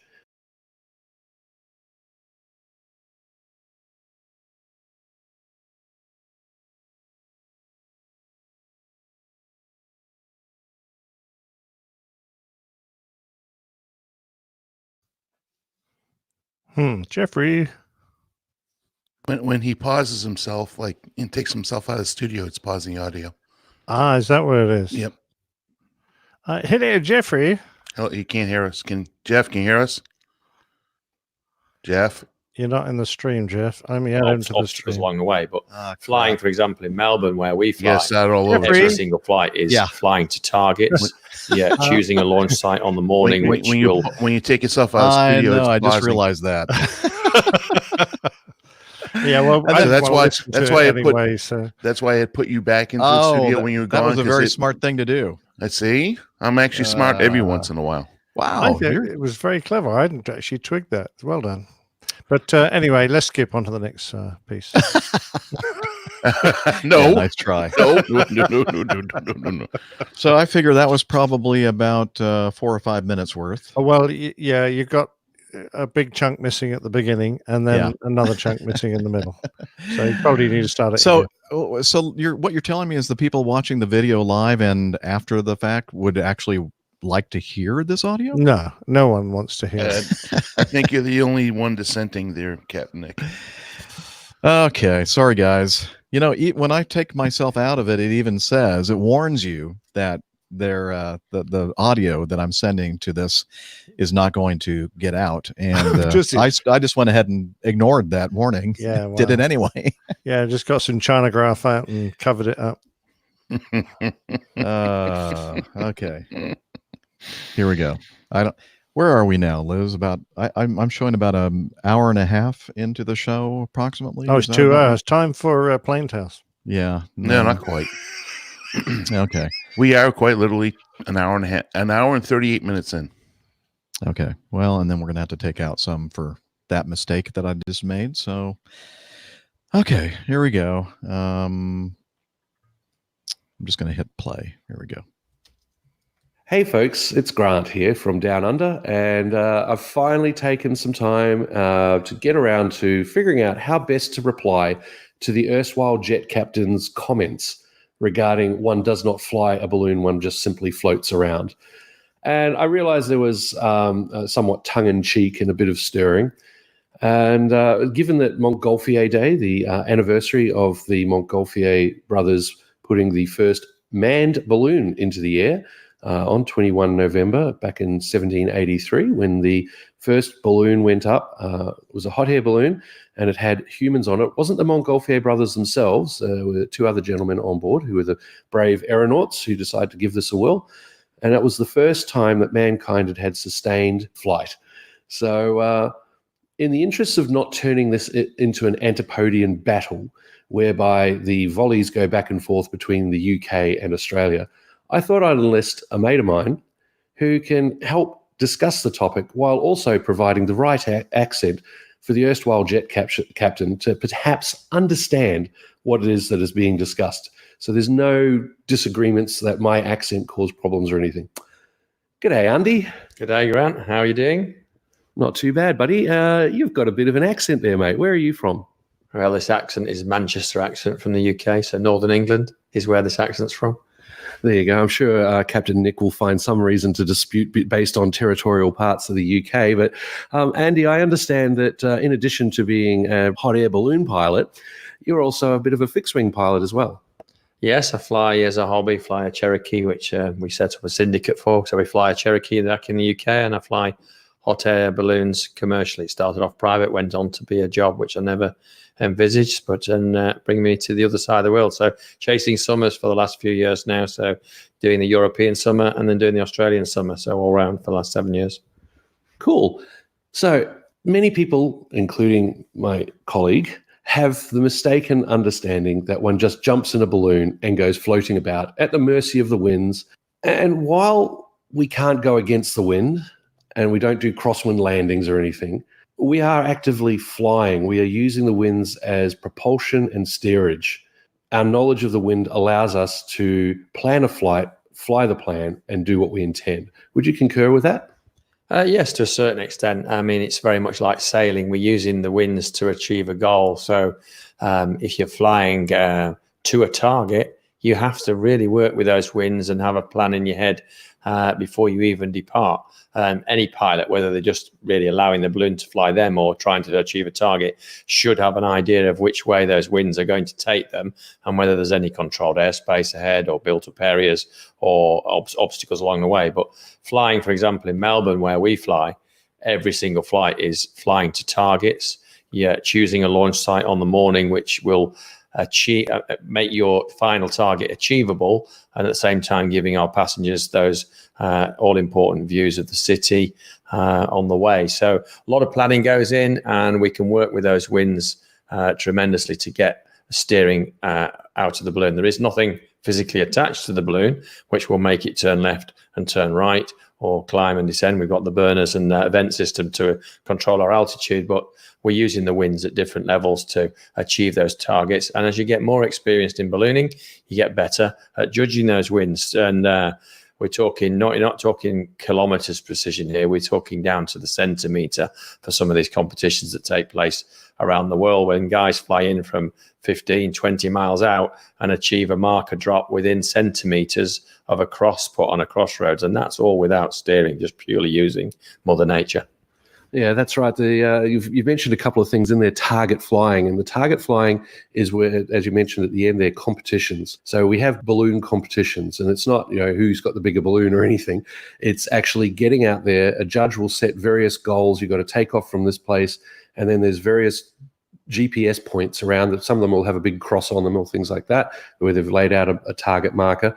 And you have to get I think it's about 60-gram beanbag weighted marker with a big streamer on the end of it into the center of that target.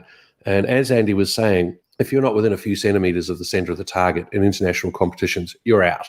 You're gone. You're not in the running for the top prizes. And so I've had a go at a couple of these, and it's been quite challenging and a lot of fun. In one case, I was lucky to get within about 10 meters of the target, but that was just a bit of a sport fun day competition. But look, you really are planning your flight and flying your plan. I've had flights where I've said, we'll take off from this place, we'll use the winds that are more left at this altitude, more right at that altitude, we'll go up and down, and we'll fly this corkscrew pattern up to a certain point, then we'll go up and over, use the winds to go over that hill, and then come down and land in that airport over there or that large field. And that's exactly what we did. And my passenger, who was a fixed wing pilot, was absolutely amazed that it was possible to do. But Andy, you mentioned flying over Melbourne and how that's target flying. Melbourne is, I believe, still the only capital city in the world that has regularly scheduled hot air balloon flights that, where possible, go as close to, if not directly, over the CBD, despite having 3 airports, one major international, one major executive, and a major GA training field, all within cooey of the city. What's that airspace like to fly in? Well, we're very fortunate, first of all, to fly in that airspace at all. In many, many cities of the world, it just wouldn't be allowed. But have an excellent relationship with the authorities. It's become part of Melbourne's culture to see these balloons flying each day. And we work very closely with the air traffic authorities at those airports. You've got 2 that are almost, the zones almost touch, and one further to the south. But it's working with those guys, getting clearances to the various levels, keeping clear of their traffic, knowing which are sensitive areas to them and which aren't on particular days and particular wind directions. And just a very, very good relationship, which we're very fortunate to have. We don't take for granted, but that's been 31 years, I believe, now in existence in Melbourne. Yep. Yeah, that's correct. It's in fact, I did an interview with Chris Dewhurst, the first man to fly a hot air balloon over Mount Everest, and also the first person who started hot air ballooning in Melbourne with Balloon Sunrise. I used to work with that company, and then Chris came back and was flying for Picture This Ballooning, which is the company I used to work for at the end and that Andy's come down to fly for, and did an interview with him. And I asked him what's changed since when he started, and he said the lack of green space. And yet today, when we take passengers flying over Melbourne, they're all like, wow, look at all this green.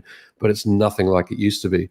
So I imagine you've seen a lot of those changes as well. Oh, definitely. I mean, we talk amongst pilots of huge experience. Melbourne's seeing some of the world's best pilots flying because of the skills it requires. And everyone says Melbourne never gets easier. It only gets harder. Trees grow, open spaces get filled. And, you know, Melbourne's lucky to have the parks it has and the ovals it has. But just with the ever increasing population, all those spaces get squeezed and squeezed and squeezed. Yeah. And the complexity of flying goes up and up and up. So you're actually target flying, having to be a very good pilot and actively fly the balloon, not just float along for the fun. Yeah, it's amazing the small spaces that you can put a largish balloon down in. When I fly fixed wing colleagues that have flown many, many times and many, many approaches, they're often amazed at the approach angles that we can achieve and the small places that we can land in. Even helicopter pilots, which are used to landing in small places, are sometimes amazed at what we can pull off in the balloons. But it's a level of skill that, you know, it builds over many, many years. I mean, the whole topic of this conversation as to whether you can direct a balloon to a specific target or whether the balloon flies you.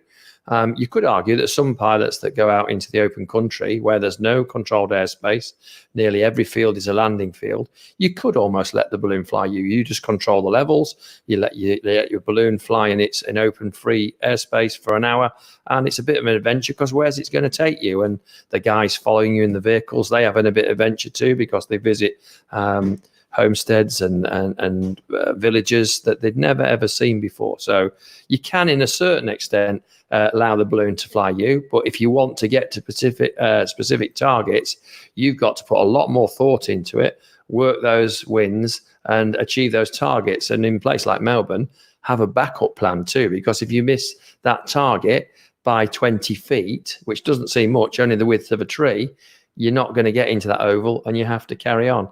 Somebody once said to me that ballooning is very much like an analogy to life, that the end result is all dependent on how much effort you put in along the way. So you might say successful businessmen and things have, worked, went through education and run successful businesses and got to be multimillionaires. Well, the same would apply to a balloon pilot. If you put in no effort at all, you're probably not going to ever get to where you want to go to. And when we say targets in Melbourne, we're not talking about on a crossroads. We're talking about the places to land your passengers safely, the small green spaces, but many ovals have 4 very high floodlights around the side of them and buildings on approach and things. So we're looking out for all these factors on the way in and way out. So some people that look around Melbourne might think the pilots are trying to show off that 1 minute they're at 2,000 feet, flying in that wind, and then the next minute they're on the rooftops, and they're not trying to be clever. They're using those winds. Some of them are drainage winds sucking towards the bay. Some of them are just the natural change of the winds with altitude, whereas we're in the southern hemisphere, we turn left as we climb, and where I come from in the UK, we turn right as we climb. That's all to do with the rotation of the Earth. And if you remember the way water goes down a plug hole of your bath, that's all to do with the Coriolis effect. So this is to do with the turns with altitude, and a lot of it's good for fixed wing people to fly with us, because when they talk about flying through wind shear and different winds, a lot of them are oblivious to those, because you've got a piece of glass or something in, and you don't feel it on your body. Whereas we're in an open basket, we can feel those changes in the wind, because if you're descending, the first thing where those changes hit is you in the basket before it hits the balloon envelope above you, and you're anticipating those changes. So it's very good when pilots experience wind shear and can feel it themselves, and they have more of an appreciation for those approach speeds and things as wind in fixed wing, because it can just drop them out of the air suddenly. So it's very good for everybody, or all these aviators, to share different experiences. Like balloons don't want to fly in thermals, but every so often they might get the opportunity to go and fly with a glider pilot and really see the power of those thermals. So that's the reason in balloons that we only fly first thing in the morning and last thing at night, when there is no thermal activity. So everybody uses the weather systems to different as a different avail, really, to get a different result. Yeah, and I've got to agree with you there. I've done gliding, I've done fixed wing. Gliding, I love the thermals, get me up there. Fixed wing, too many bumps. And gyrocopters, when I go to fly in them, it's like, what thermals, what bumps? Just plow through. But there's something magnificent. It's majestic, it's regal, it's an incredible way to fly. And typically the passengers have no idea how much effort the pilot's putting in to keep that flight happening exactly as they want. And I like your analogy, Andy, about, it's like life. You get out of it what you put into it. If you don't put the effort in, you're just going to float along. But if you put the effort in, you're flying and you're doing what you want to do in that aircraft. So, mate, thank you very much for coming through and helping to explain all this using an accent and locations that Captain Nick will help understand him. Because, my accent and my locations, Nick may have been down here flying jets and all that, but it's been so long ago. And according to my friends who know him from the RAF, yeah, he's probably forgotten so much by now. But on that note, Andy, thank you so much for coming and joining the chat. You're very welcome, Grant, and thanks for allowing me to speak. I mean, I would just recommend to any aviator, give it a go. There's many people that are petrified about balloons. I'm not going in, it's not got an engine and things like that. But just try it. I think you'll gain a lot from it. And it's like when we fly, the people from air traffic control and the people from the Bureau of Meteorology, they have a better understanding of what we're trying to achieve. And when you sat behind a radar screen and telling a balloon, could you please turn left 50 degrees? So actually, no, we can't immediately. So it gives people a better understanding of what we can achieve and what we can't. But yes, we can achieve targets when we want to. Yeah. Thanks, mate. And on that note, my tongue will extract itself from the cheek. Captain Nick, I hope you've enjoyed this, and I really do enjoy our volleys back and forth from one end of the planet to the other. Thanks, gang. Have a really good one. Up and away. Oh, what a lovely fairy tale. That's great, isn't it? So what I kind of gathered from all that is that, yes, when you're in a balloon, you just float around. Yeah, you do. And if you want one of those $100 hamburgers, okay, what you actually have to do is get in your car with your balloon, drive past the hamburger place, and then position yourself upwind, launch your balloon, and then float back where you've just been. Is that right? I don't know. Maybe you'll have to send in some more Anyway, feedback. Thanks very much, Grant and Andy. That's brilliant. I know so much more about being a balloon passenger now. And if you add enough centimeters together, you end up with a bunch of kilometers. So yeah, the centimeter accuracy, I'm very impressed. So yeah. Oh, I'm just curious. If you miss your landing spot and have to do a go around, do you have to go around the entire world before you can make another approach? Oh man, you guys got to know that Nick's always going to have the last word on this. Oh no, well, yeah, because Grant's pretty good at that. We're doing the show. You're always going to have the last word. That's right. Yeah. If he sends in more feedback, I'll just not play it. So just kidding, Grant. Nice one, Grant. Thanks very much. And thank you, Andy. Grant seems to assume I can understand a Manchester accent. Well, I got one word in three. That's not bad. Oh my god! Oh man, it was great seeing you, Grant, in Oshkosh this year. It was brilliant. Yep. Yeah. All right. Well, I think we should move on. Looks like we have a little bit of time yet before the best part of the show. So, item 5. Frank sent us in some feedback. Hey, APG crew, I like your show very much, and I desperately need it to survive all the commuting I do. To add a few percent to your 50% accuracy, I would like to write about some details concerning the A330 soap spill diversion you talked about in episode 401, and which is most probably linked to a previously leaking APU. You said that this doesn't make sense. I'm sorry, but I have to correct this. Did you really have to correct us? Now you're embarrassing us, making us look bad. Gosh, Frank. It's what to tell us so we can get ourselves above 50%. Well, but it's what's become expected of us. Come on now. That's true.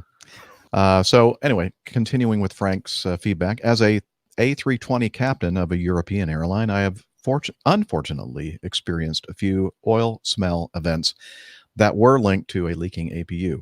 Here's an example.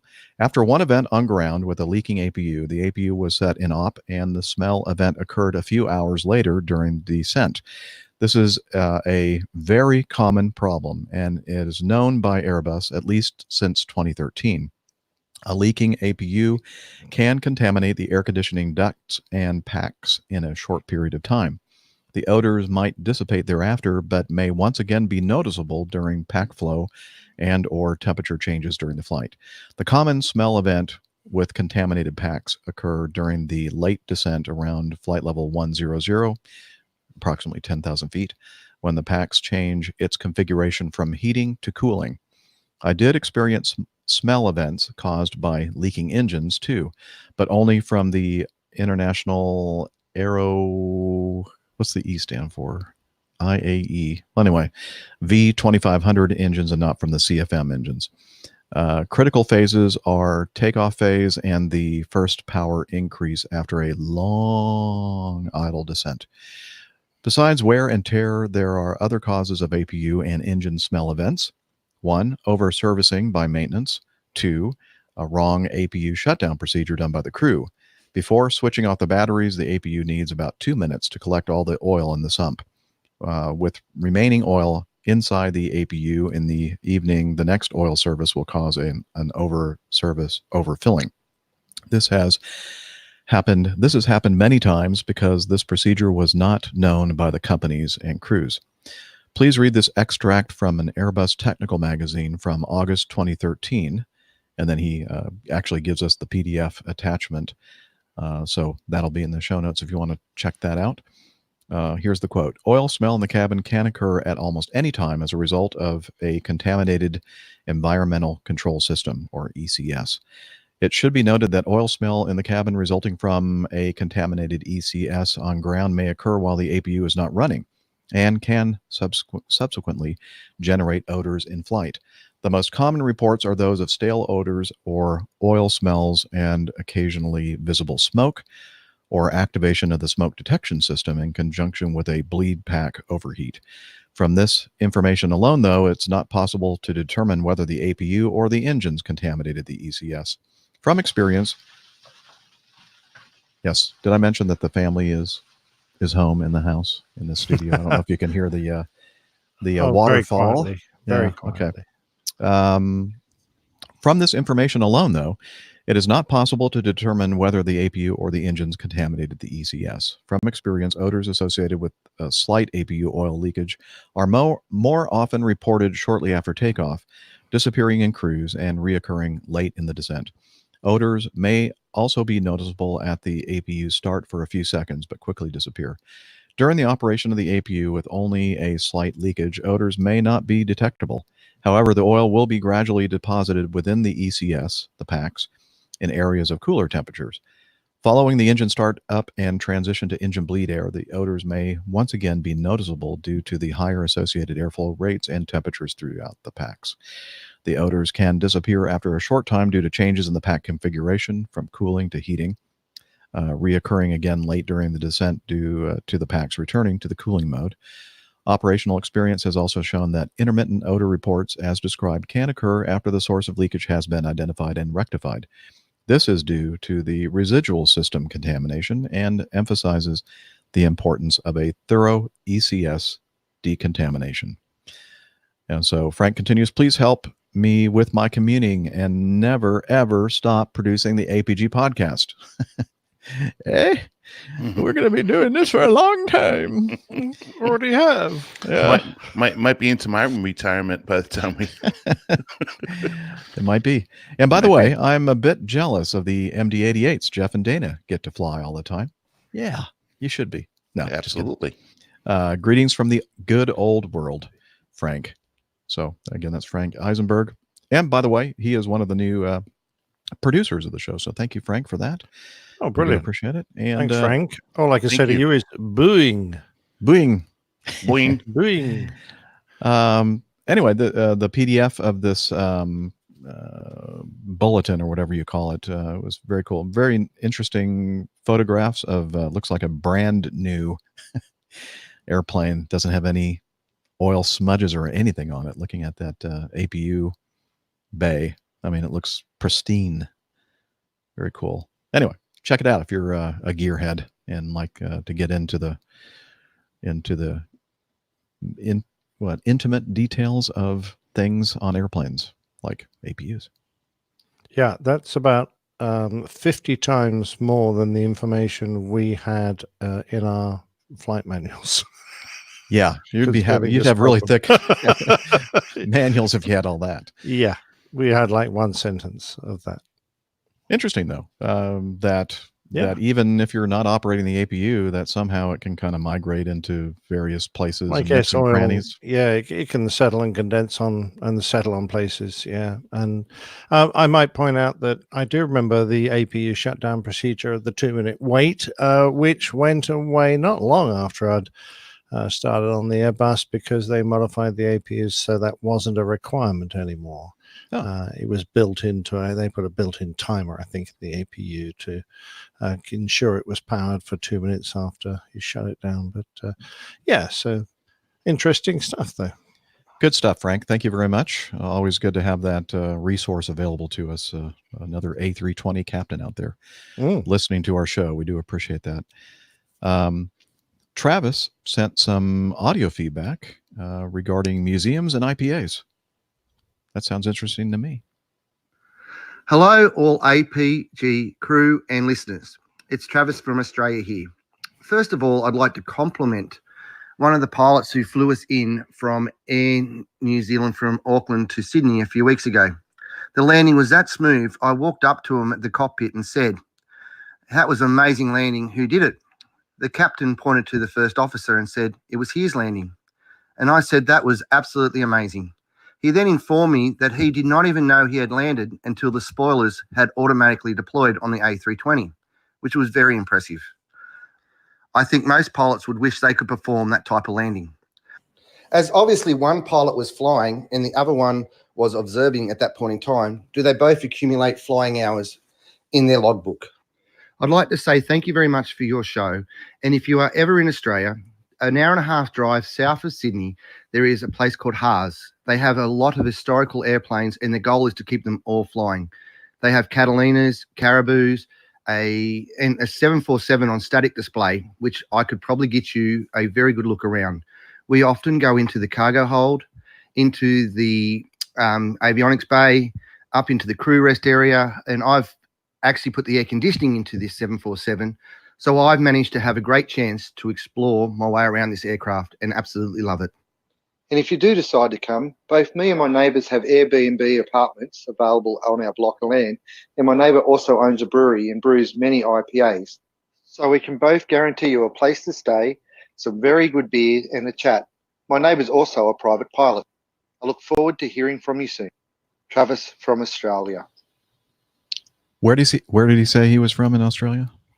I don't know, but I'm gonna get Google Earth and find him. Yeah, we're gonna figure out where you live. Sounds like a great invitation. Absolutely. Love to take you up on that sometime. That's for sure. IPA, definitely.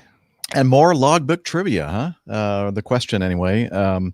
Yes, when we are flying, we both log flying time, whether you're pilot flying or pilot monitoring, because pilot monitoring, his or her role is just as important, or maybe I'd say even maybe more important than the role of the pilot flying the airplane. It's a lot of responsibility and a lot of concentration involved in watching somebody else activate the flight controls or auto flight systems. Wouldn't you agree? Oh yeah, absolutely. And I love the fact that the pilot or the first officer said he didn't realize he touched down with the spoilers came out. I'm assuming he landed with his eyes closed.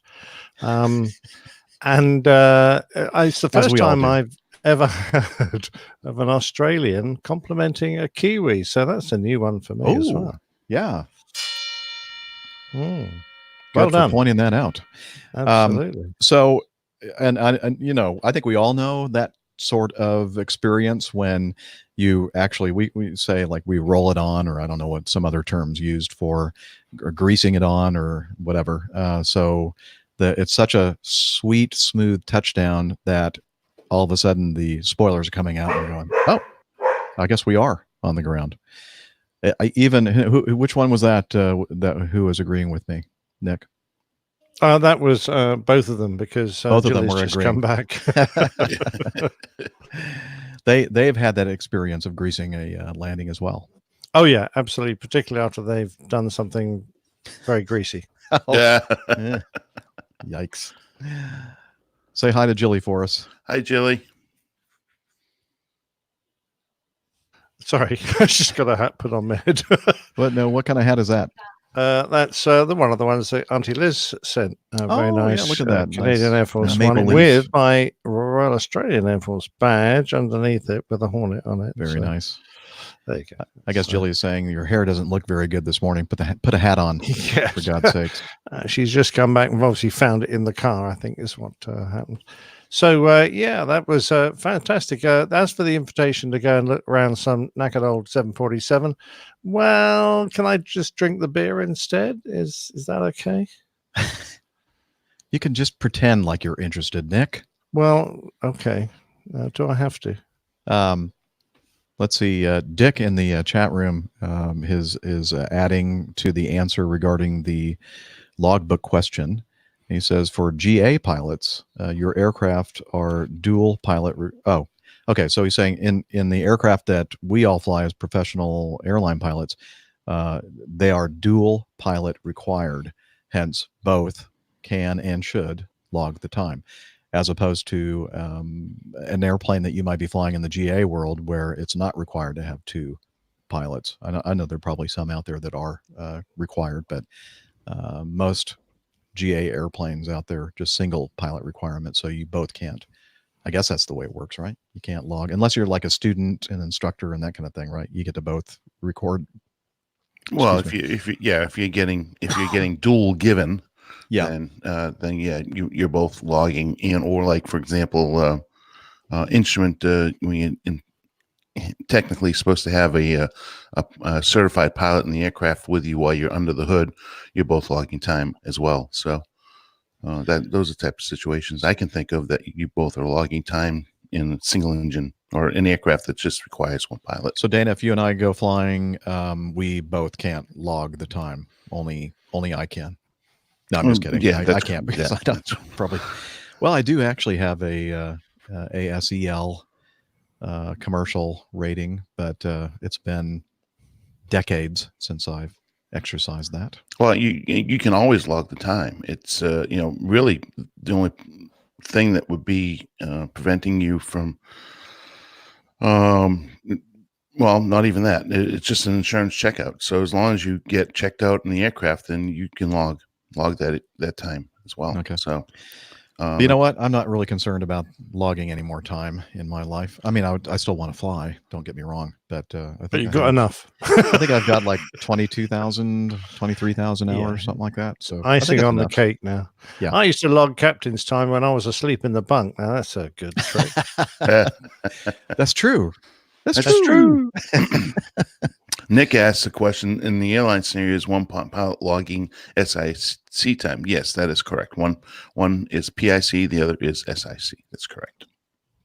Very good. All right, in the weeds with logging time in our logbooks, and I can't wait now to head over to the best part of the show, which is this week's installment of the Plain Tales. And well, I'll let Captain Nick introduce it. Here we go.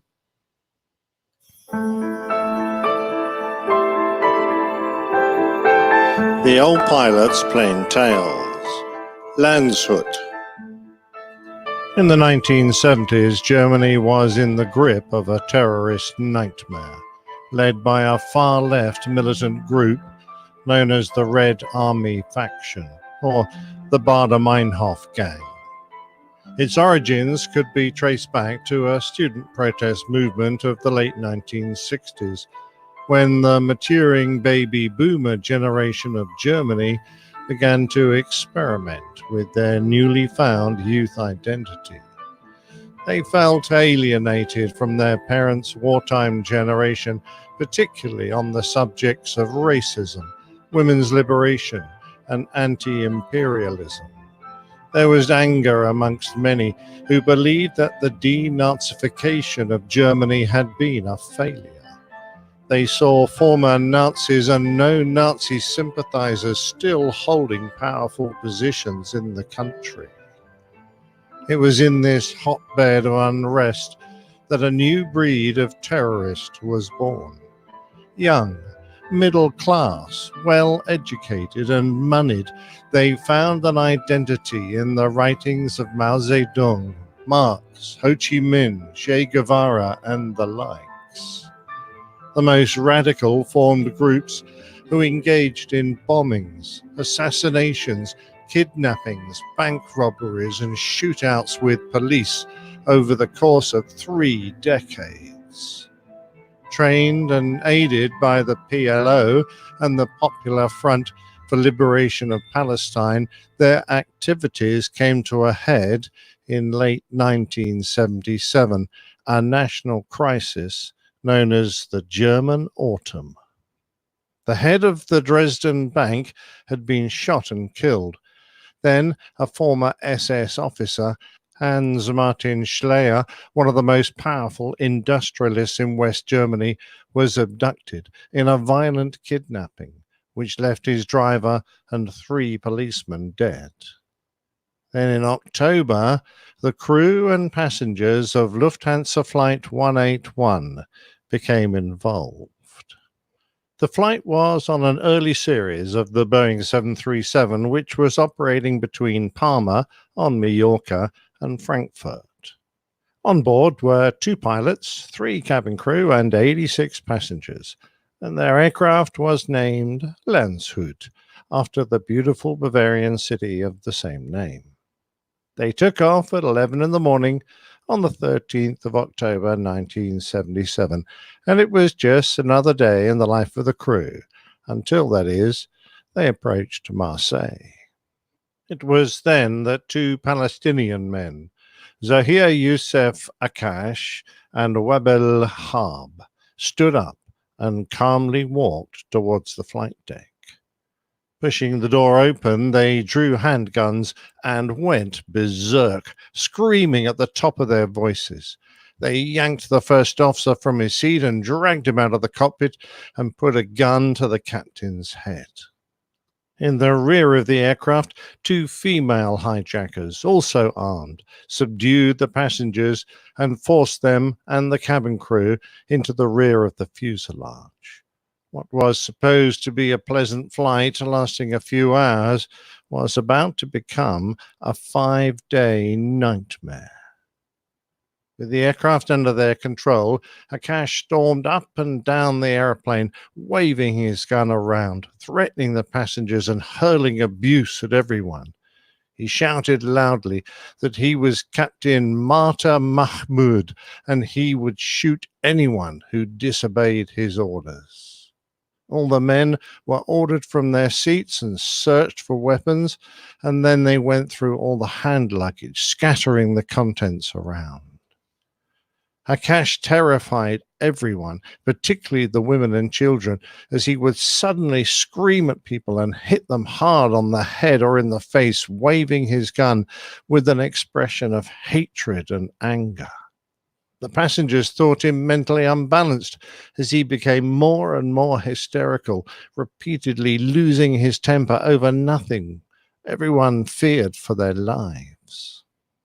On the flight deck, Captain Jürgen Schumann was told to fly his aircraft to Larnaca in Cyprus, but he explained that he didn't have enough fuel for such a long flight and they would have to refuel in Rome first.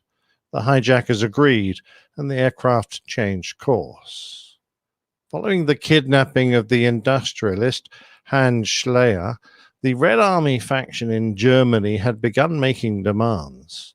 In a stroke of luck, following the bombing of a US Army base in Frankfurt in 1972 that killed an army officer and wounded 13 others, the German police had a tip-off that led them to a small bomb factory.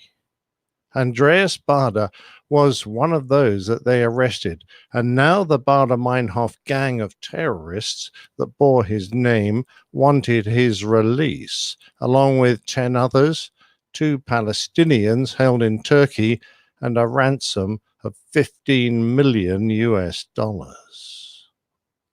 4 hours later, Schumann landed his aircraft at Rome's Leonardo da Vinci Airport, where it was immediately surrounded by Italian troops and armored vehicles. Now, Akash took control of the radio and repeated the Red Army faction's demands for the release of prisoners and the money. Chillingly, he concluded by telling the Italians that all demands must be met by 8 o'clock next morning, or the aircraft and everyone inside it would be blown up. The West German Interior Minister was in contact with the Italian authorities, and he urged them to shoot out the aircraft's tires so that it would be grounded there. The Italians refused, fearing that the hijackers would carry out their threat, leaving the blood on their hands. Instead, they refueled the aircraft and let it depart unscathed, bound for Cyprus. 3 hours later, after another awful flight for the passengers, the Landshut 737 arrived in Larnaca. Here, the Cypriot authorities had arranged for a representative of the Palestine Liberation Organization to talk to Akash over the radio. He tried to persuade him to release the hostages, but this only provoked a furious response from Akash, who started screaming at him over the radio in Arabic until the PLO man just gave up and left. The Cypriots, as keen to get rid of the aircraft as the Italians were, refueled it ready for departure. Captain Schumann was told to arrange a flight to Beirut, but they said that the airport was closed and the runway had been blocked to prevent them from landing. Akash just told him to get airborne and they would go to Damascus instead. It was nearly 11 o'clock at night, and wearily Schumann took off again, heading southeast across the Mediterranean Sea towards the Middle East. Again, they asked Beirut to take them, but the answer was still no, and then Damascus refused them landing permission as well. They tried Baghdad and Kuwait airports, but they were also closed to them, so they set course for the island of Bahrain, over 1,000 miles from Cyprus. A passing Qantas airliner advised them that Bahrain airport was closed, but after traveling such a distance, they were desperately short of fuel.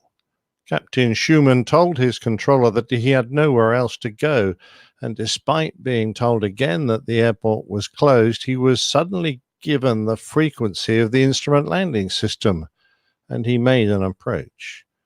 At nearly 2 in the morning, and with only a few minutes of fuel left, Landshut finally touched down and was immediately surrounded by troops. Akash argued with the Bahrainian military and told them that unless they withdrew, he would murder the first officer, Yugen Vitor. After a standoff, Akash gave them a 5-minute deadline and stood with his gun to Vitor's head. The minutes ticked by, and the poor man must have wondered if he was about to breathe his last when the troops moved away and refueling trucks appeared. After taking on some fuel, Captain Schumann was again ordered to get airborne, this time bound for Dubai.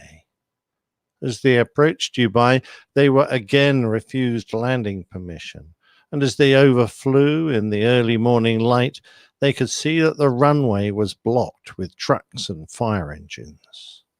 Circling overhead, Schumann pleaded for permission to land as they had no fuel to go any further. Eventually, the vehicles were moved and he got safely down onto the runway. It was 5:40 in the morning of the 14th of October. As they sat on the ground in Dubai, the conditions on the aircraft were appalling. The passengers had been forbidden from using the toilets. There was little water and no food, and when the auxiliary power unit failed, the air conditioning went with it. The temperature soon became horrendous, climbing to over 60 degrees centigrade, and the passengers were forced to strip to their underwear because of the heat. Dubai finally agreed to supply some food and water, remove the rubbish, and service the toilet tanks. While this was going on, Captain Schumann managed to communicate the number of hijackers, saying that there were 2 men and 2 women. Then, in an awful blunder, Dubai's Minister of Defense revealed this to the press, and the hijackers got wind of the information. Akash went mad, threatening to kill Schumann, and for a while his life hung in the balance. In the meantime, the German anti-terrorist team, GSG-9, formed after the disastrous attempt to free hostages taken during the 1970 German Olympics, with British SAS assistance, were being positioned at Dubai. But before they could take any action, the aircraft was refueled and Captain Schumann was forced to depart.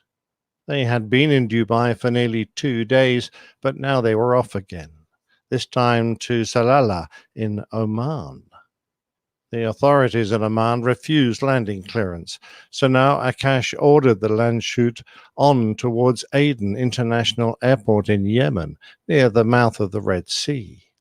Aden also refused to allow them in and had blocked both runways to prevent a landing. Out of options, after another flight of more than 1,000 miles, Akash ordered him to land on a totally unsuitable sand strip beside the main runways. Completely exhausted, in a marvelous feat of skill, Captain Schumann got Landshut down, and they bounced and jolted their way safely to a halt in a cloud of sand and dust. Aden authorities wanted rid of the aircraft, and Schumann convinced the hijackers that they should let him inspect the undercarriage and engines for damage and plead for fuel from the Yemeni authorities in the tower. This took him some time, and when he returned, Akash went berserk, accusing him of betrayal and waving his gun at the cool-headed German pilot. Before he could explain, Captain Jürgen Schumann was forced to kneel, and Akash shot him in the face at point-blank range, killing him instantly. Afraid that the Yemenis might now decide to storm the aircraft as soon as it was refueled, Akash dragged First Officer Vitor back onto the flight deck and forced him to take off immediately. Despite having had no sleep for 4 days, Jürgen Vitor dragged his badly damaged 737 off the runway at Aden and was ordered to head down into Africa, bound for Mogadishu in Somalia. He had little information to go by. The airport was right on the edge of his only map of the area. He convinced the hijackers that their only chance was to land unseen, so he turned the aircraft lights out and flew at a non-standard level where he didn't expect other aircraft to be.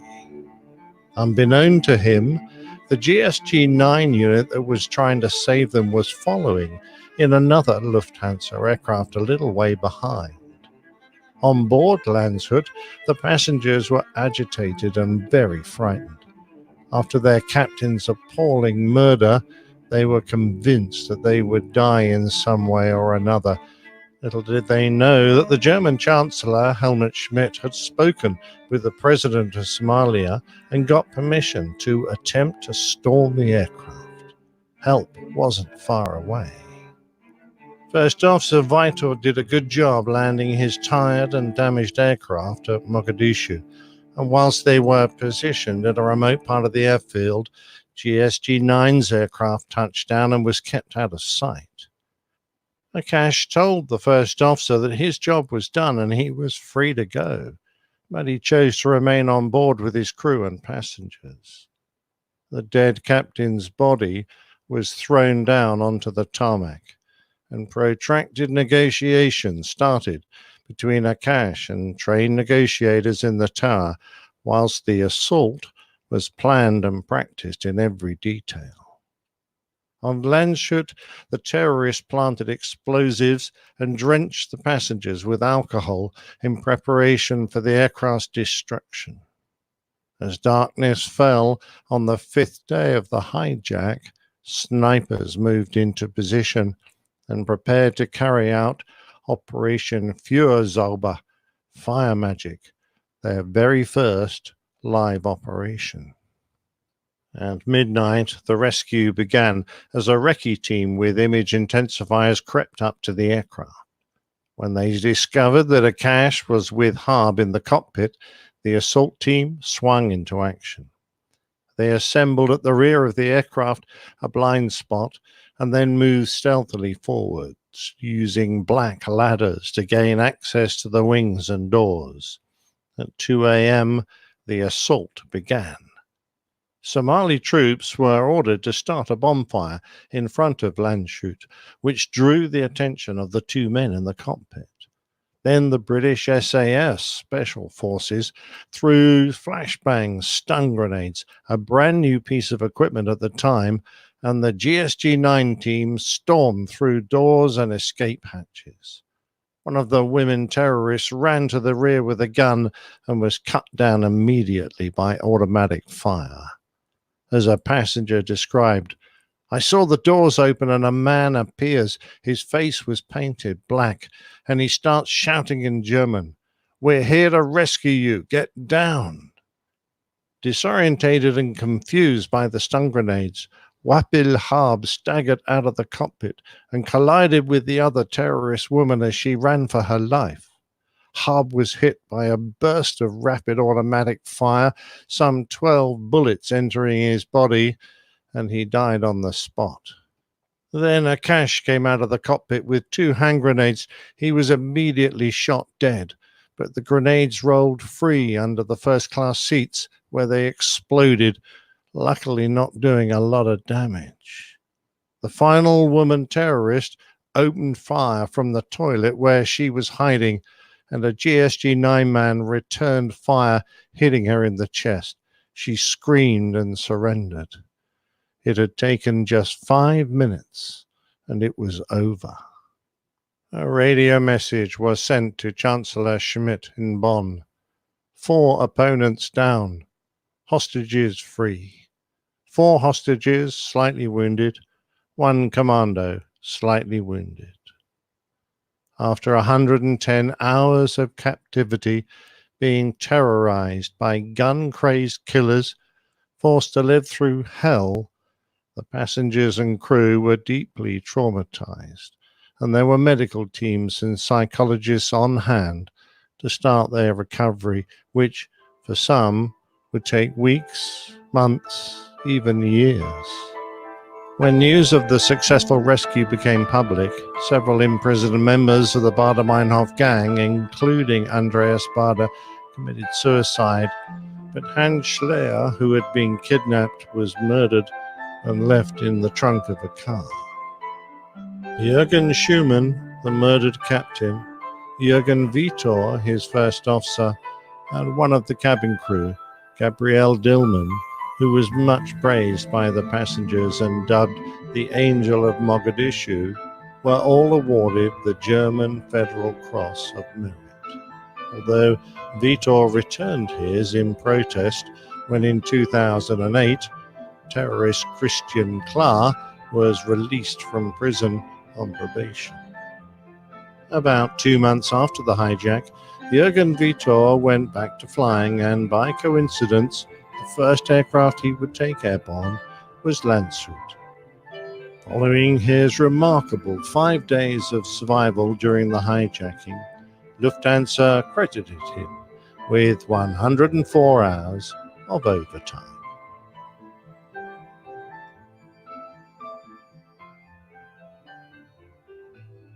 That's it. Wow, what a story. I know, crazy, right? So the 104 hours of overtime, that's all Lufthansa. I don't know. That was a quip made by Jürgen on one of the interviews I saw. Okay. He had only just come out of the flight deck when they stormed the aircraft, and he said he didn't know quite why, but he had a sixth sense that something was about to happen. So he left the flight deck and went back into the cabin. And when he returned, he saw that some of the instruments had been struck by bullets just where he'd been sitting. So if he had been on the flight deck in his seat, he probably would have been killed. In fact, he was showing this central attitude indicator from the 737 he flew with a very neat bullet hole in it. Wow. So I'm going, wow, yeah, what a lucky man. Yeah, but he was obviously very strong mentally, because he was back flying again very quickly and finished off a good career. So it obviously didn't worry him. I think for the passengers down the back, it was an absolute damn nightmare. Yeah, it sounds like it. And sadly, this sort of thing has not ended. I've just this very second heard from my son, who works in London at Tower Bridge, that there was a terrorist incident in there only a few minutes ago, and the police have shot dead a man who was wearing a explosive jacket. I think that's turned out to be a fake one, but he was stabbing people. We don't know exactly what's going on yet, because it's very much breaking news. Wow. But I'm just delighted to know that my son is okay, because London Bridge is right outside his office, where he works in London, and the station that he goes home on has been closed, and as has the area been locked now. So he's going to have to walk home, I think, tonight. What a mess. Yeah, absolutely. Unfortunately, that's the world we live in, right? I'm afraid so. Yeah, terrorism is a tool used by unscrupulous gangs of murderers, and they try and hang some kind of name on it that makes it sound as if they're legitimate, but they're not. They're just murderers. Yeah. All right. Well, again, another great plane tale we enjoyed, even though it was a hard story to listen to and mostly sad. It was still... thank you for reminding us of that event. Oh, you're welcome. I did, in fact, have a lot of requests from mainly from our German listeners who wanted to hear that story. It's taken me some time to get around to it, because it's been quite hard to decipher a lot of the documents, which some of which are very poorly translated into English, and sadly, I don't speak good German. So there you go. Well, you put so much. Sorry, I think, Dana, were you saying? Sorry. No, I didn't say anything. Oh, I'm sorry. I interrupted somebody. My bad. No, it was just that my pronunciation is awful as well. So I couldn't even decide how to pronounce Landshut. I think I pronounced it 5 different ways. So sorry about that. Landshut. I don't know. I don't know if the Germans do the SH sound when those letters are together or not. Perhaps somebody in the chat rooms can tell us. Landshut. I don't know. I wasn't certain. But anyway, I'm sure you know what I mean. But yes, a very sad ending for the fine captain who had done a marvellous job up to that point. And what an awful thing for the Dubai Minister of Justice or whatever he was. Oh, yeah. Come on, people. Yeah. Think. Yes, exactly. So you didn't really go into great detail of how long it except to say that it was a long time that the captain was out there inspecting the landing gear and that kind of thing. Do you know? No, very hard to find exact information because there's just not a lot of. There's not a really detailed account of it. It's all because it was a 5-day event. A lot of the details I was interested in just not included. But by the time he'd done a walk around and gone to the tower and come back again, this bloke sounded. The main terrorist sounded so unhinged that I don't think it would have taken much for him to have got angry enough to kill someone. Wow. All right. Well, let's move on with some more feedback. What do you think? Let's go. Absolutely. All right. We have some more audio feedback, a lot of audio feedback in this show, which we love, by the way. And this from someone that most everybody listening to this show is familiar with. He is the host of the Plane Safety podcast. We call him Pip. Hi guys, it's Pip. Just a quick bit of feedback on a miserable grey Wednesday morning. Oh, sorry, just out for a run. I'm not really feeling it at all this morning. Just trying to get into my marathon training. Just gives me an excuse to stop. Just listening to 399, episode 399. Just a very quick point on window shades. Obviously, as Nick has already said, it's obligatory to have window shades up for takeoff and landing for safety reasons. And Nick said it's important for the cabin crew to be able to see out in the event of a evacuation or an incident of some sort. But equally, I would just add that it's equally important to be able to see in to the cabin for the rescue services, firefighters, to be able to come and see in if there's been a crash or something and they need to cut their way into the fuselage. It would be really unfortunate and ironic for you to survive a plane crash only to have your head inadvertently cut off by the firefighters cutting their way into the cabin. That's it. I guess I better keep on running. See you later. Bye. Run, Pip, run. But well said, Pip. I hadn't thought of that. Very good point. I had not considered that either. And the cutting your head off kind of, wow. Thanks for that image. Yeah, I just finding that just a bit hard to get out of my brain now. As Pip would probably say, hey, don't lose your head. Okay. Yeah. Again, please check out that great podcast, Plane Safety podcast. All right. 8. Dear APG crew, I'm currently listening to episode 401 and your response to listener Thomas and his thoughts about whether to take up gliding or microlighting. I do both and can recommend both. I agreed with your views, particularly Captain Nick's comments on the nature of gliding. It's a good social activity, but there's a lot of time invested of relatively limited flying. It's definitely a group activity. Like Nick said, it's pure flying, very peaceful, and the glider becomes an extension of you. Regarding microlights, in the UK, the maximum takeoff weight is 450 kilograms, and common models have an empty weight of around 270. This means that you can carry 180 kilograms of fuel and people around 395 pounds. Clearly, a couple of hefty guys will not be able to fly. However, 2 slim men should be able to take on 2 hours worth of fuel plus a decent contingency. Flying at around 75 to 80 knots, you can go places, particularly in the UK. The syllabus for a UK microlight rating is pared down compared to other ratings in a standard PPL. The medical requirements are also less stringent. Unless you have certain specific medical conditions, you simply self-declare as being fit. As a relatively inexpensive form of powered flying, microlights are the way to go. As you mentioned, the aircraft are incredibly sophisticated and comfortable for their weight. In fact, rule changes in Europe might soon push the maximum takeoff weight up to around 600 kilograms.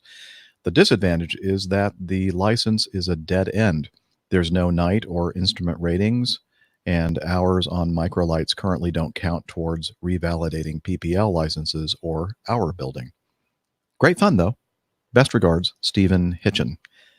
And he says he's currently at work drinking from his Acme Airlines mug, as Captain Nick and perhaps Dana is as well. Interesting. I am. See, right here.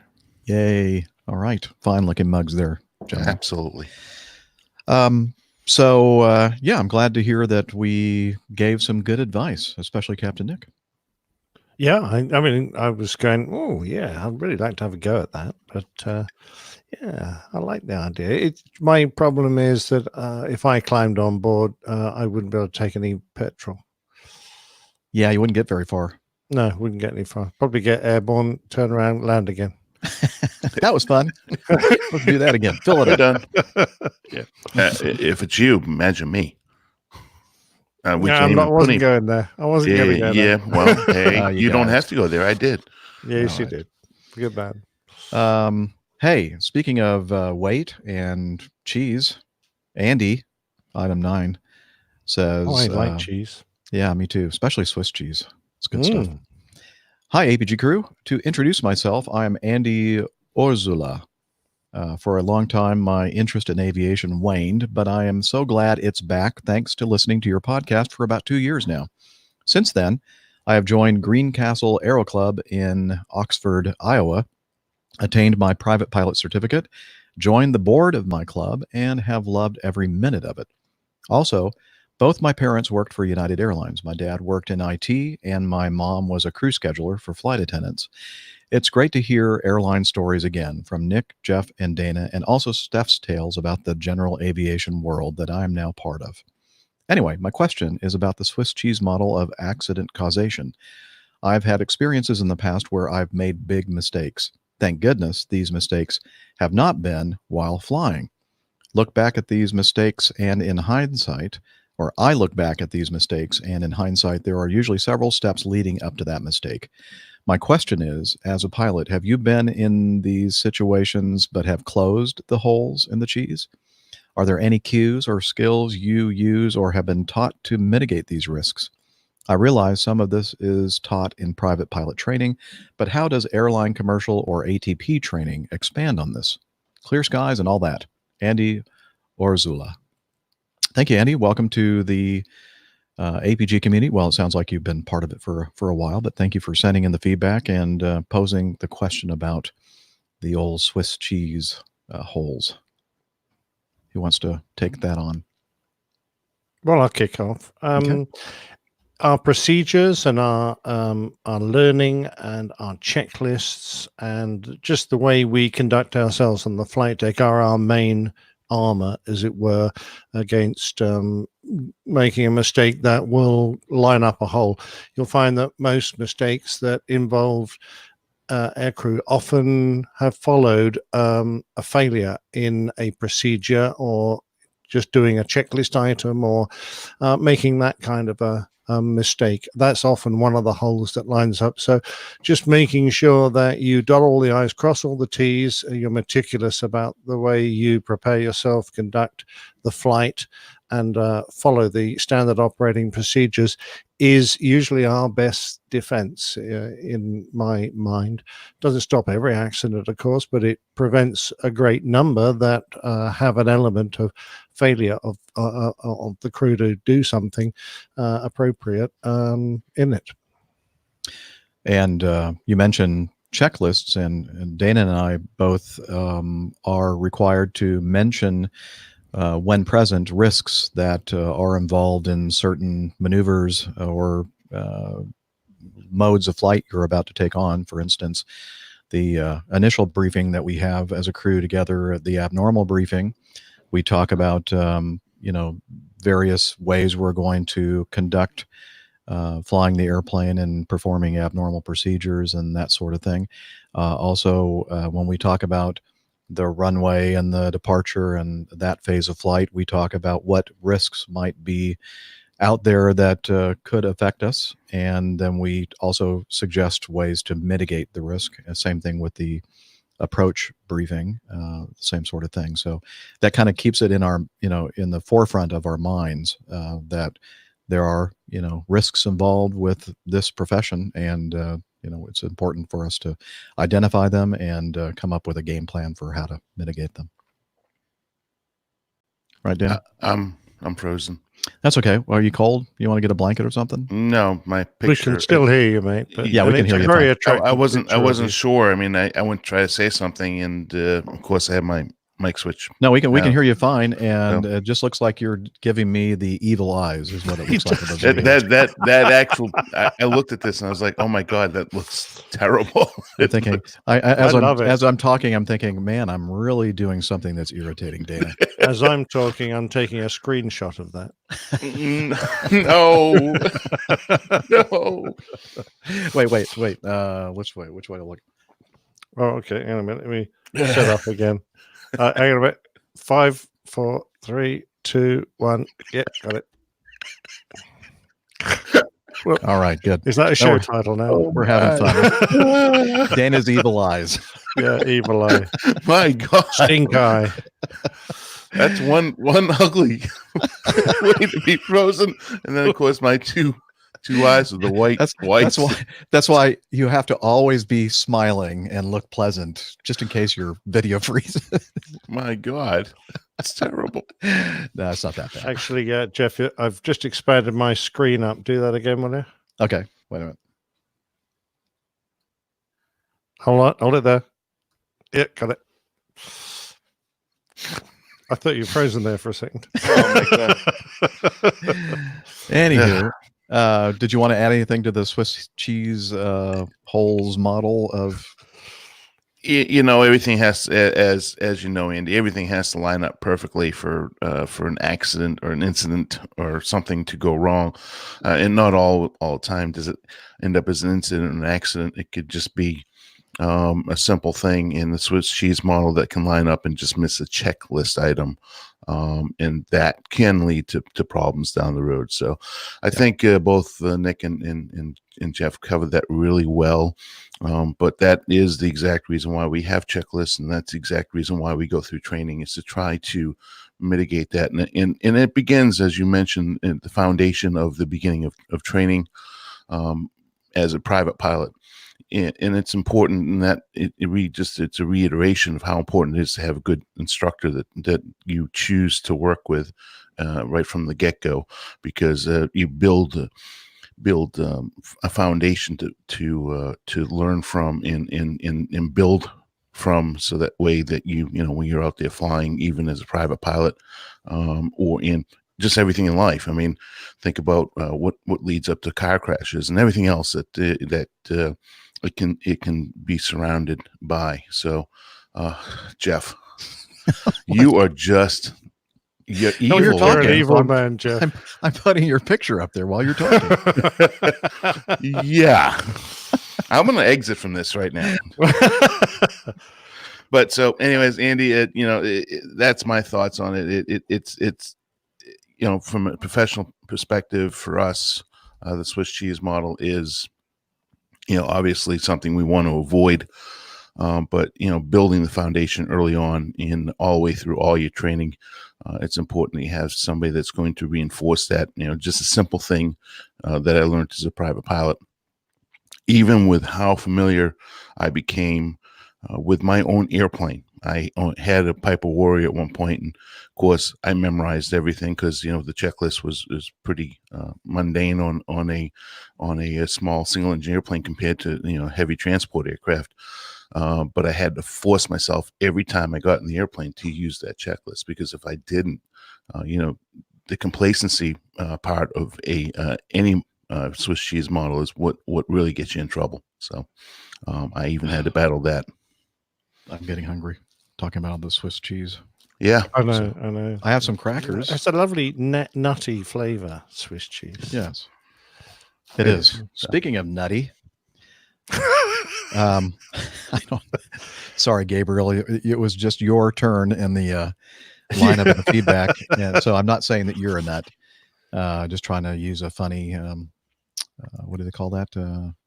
How you transfer into Segway. Some kind of There you go. link. Segway. Segway. Isn't Yes. that what two-wheel thing you drive around? That is, yes, that's the name brand Segway, but the actual word that I'm trying to use is Segue, I believe. Anyway, Gabriel, item number 10. Right. Hey, Dana, just unplug the Logitech webcam and then plug it back in. That might solve your issue. Okay.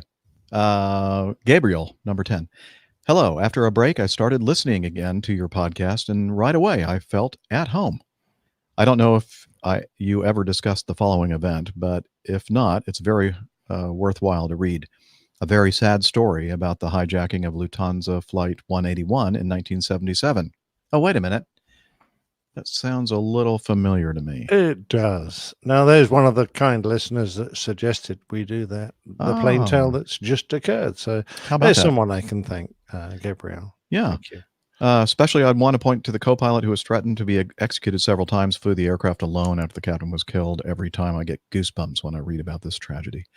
Thank you for your podcast and always clear skies and wind from the right direction. That's the way you got to be all the time, Dana.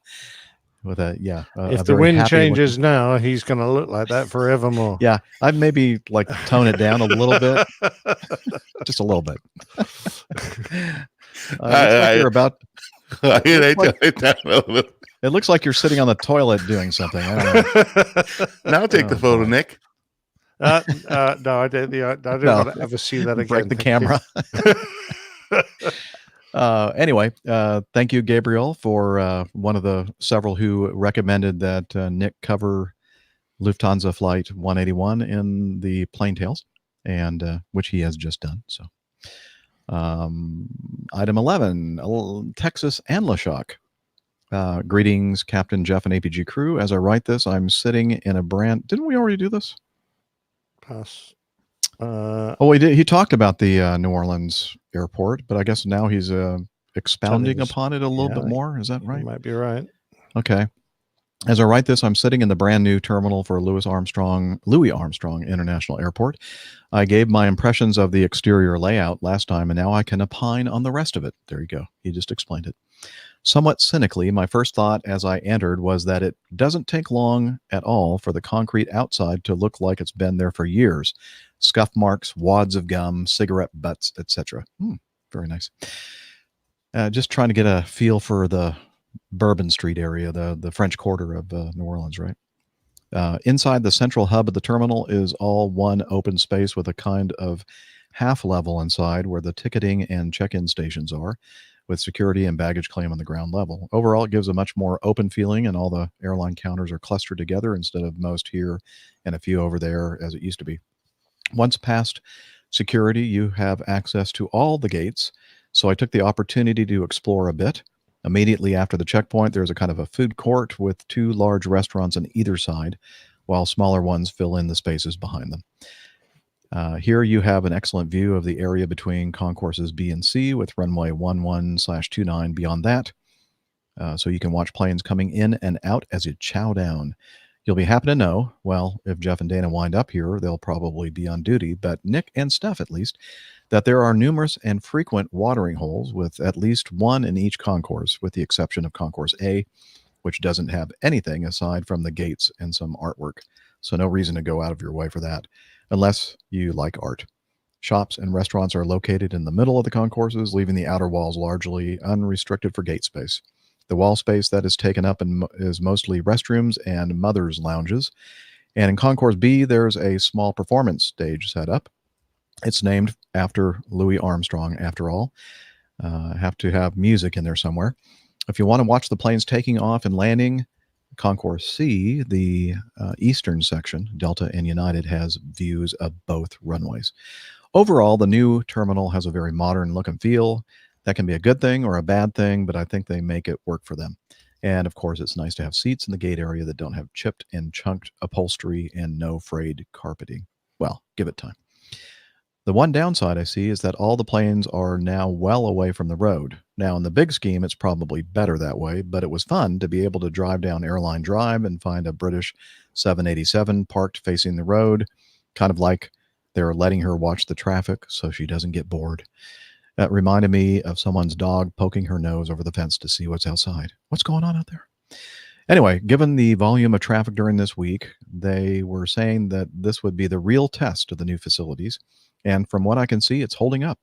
I have not encountered any serious bottlenecks. Things are running smoothly. And while the crowd noise has steadily risen, there have been no crushes. Holiday travelers seem pretty mellow. So there is my impression of the new MSY, Moisant. That's how they're promoting it. I hope you all had a good Thanksgiving. This is the Textless and Lashok signing off. And then he adds a postscript. While at the airport, I ran into a novel about Britain's gunner girls. I didn't get the book, but when I went to try and look it up later, all I found were a few online sites, most of them little more than a page in length, accompanied by images of young women manning World War II anti-air cannons. Very little information from what I could find, but if you ever run into more information on it, it might be worth a plain tale. And this was sent from his iPad. You just want to let us know that. Thank you. Yes. Yeah. So have you ever heard of Gunner Girls? Well, I knew our ladies who joined up in the various services performed all sorts of functions. They weren't allowed to be on the front line, but I'm guessing that if you're being bombed, there's absolutely nothing wrong with putting a few ladies to man the anti-air artillery. And I knew it happened, but I didn't know any specifics about it. But I'm not quite sure. Well, I'd have to read the book to find out. But I always enjoy several girls when I'm bombed. Wait a minute, that's not what you meant. Okay. Well, we can't. You might need a bit of editing there, Jeff. Family show, ladies and gentlemen. Yes, exactly. Family show. Yeah, I'm sure I'll edit that out. Yeah, good man. Not. All right, item 12. And again, thank you, Textless and Lashok, for your review of the new MSY. Mike writes in, hi, Jeff and crew. Just a quick update on our Royal Canadian Air Force Snowbird CT-114 Tudor jets that have been enjoying, a rest at Peachtree City Airport in Georgia. Now, the reason that these jets have been taking a rest or respite in Georgia is that they were featured in an air show down at the Atlanta Speedway to the southeast of the Atlanta International Airport, south of Atlanta. And while they were getting ready to perform their show, one of the snowbirds, Snowbird 5, I believe, piloted melted by the looks of it. Yeah, it actually, after it hit the ground and caught on fire, I guess. The pilot, I'm trying to get his name here, Lieutenant Colonel Mike French. No, that's the commanding officer. Kevin Grenier. Snowbird 5. Anyway, he was forced to eject from his Tudor aircraft shortly before the team's performance in Atlanta. Now, there's a picture that I included in the show notes that was taken from the Atlanta International Speedway, and all you can really see there is just a cloud of dark black smoke kind of wafting up. Barbecued cows. Yeah. Well, it looks like he managed to avoid the cows, maybe. I don't know. You can't really tell from that if there are some dead cow carcasses in there, but apparently nobody was injured on the ground. It wouldn't matter. All the rednecks came in and took the roadkill and barbecue. Barbecue, exactly correct. So yeah, check out the pictures in the show notes. But apparently, it still has not indicated at all in anything that I could find anyway why he ended up having to or was forced to eject from the aircraft. By the way, this Bombardier CT-114 reminds me a lot of the trainer that I was an instructor on in the Air Force, the T-37. I know it's not made by the same company, obviously. Cessna made the T-37 jet, but it shares a lot of the same characteristics, like side-by-side seating and straight wing, etc. And anyway, I guess they're not using them anymore for training purposes, but I guess the Snowbirds still use them in their demonstration flying.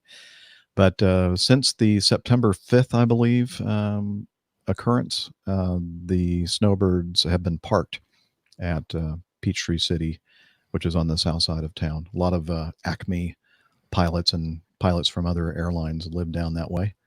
But really pretty place down there.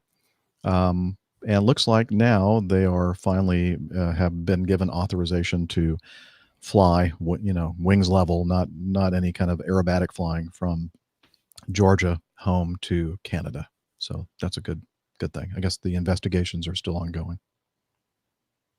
Well, I'm very glad he got out safely. Yeah, me That's too. for sure. Let's see. This is from the commanding officer of 431 Air Demonstration Squadron, Lieutenant Colonel Mike French. I'll read the last paragraph. We want to thank the Atlanta Air Show for its timely and professional response, the first responders from Fayette County and Henry County who attended the scene, and the pilots from the Army Aviation Heritage Foundation who launched a helicopter to check on Kevin's well-being. We also owe thanks to our colleagues, the U.S. Air Force Thunderbirds, who did not hesitate to jump in and help the team as we dealt with the situation. Finally, I want to thank my dedicated team of professionals who maintained their composure throughout this incident. So there we go. All right. And finally, we have some feedback from Jonathan. And he says, Dear APG crew, longtime listener, first-time caller.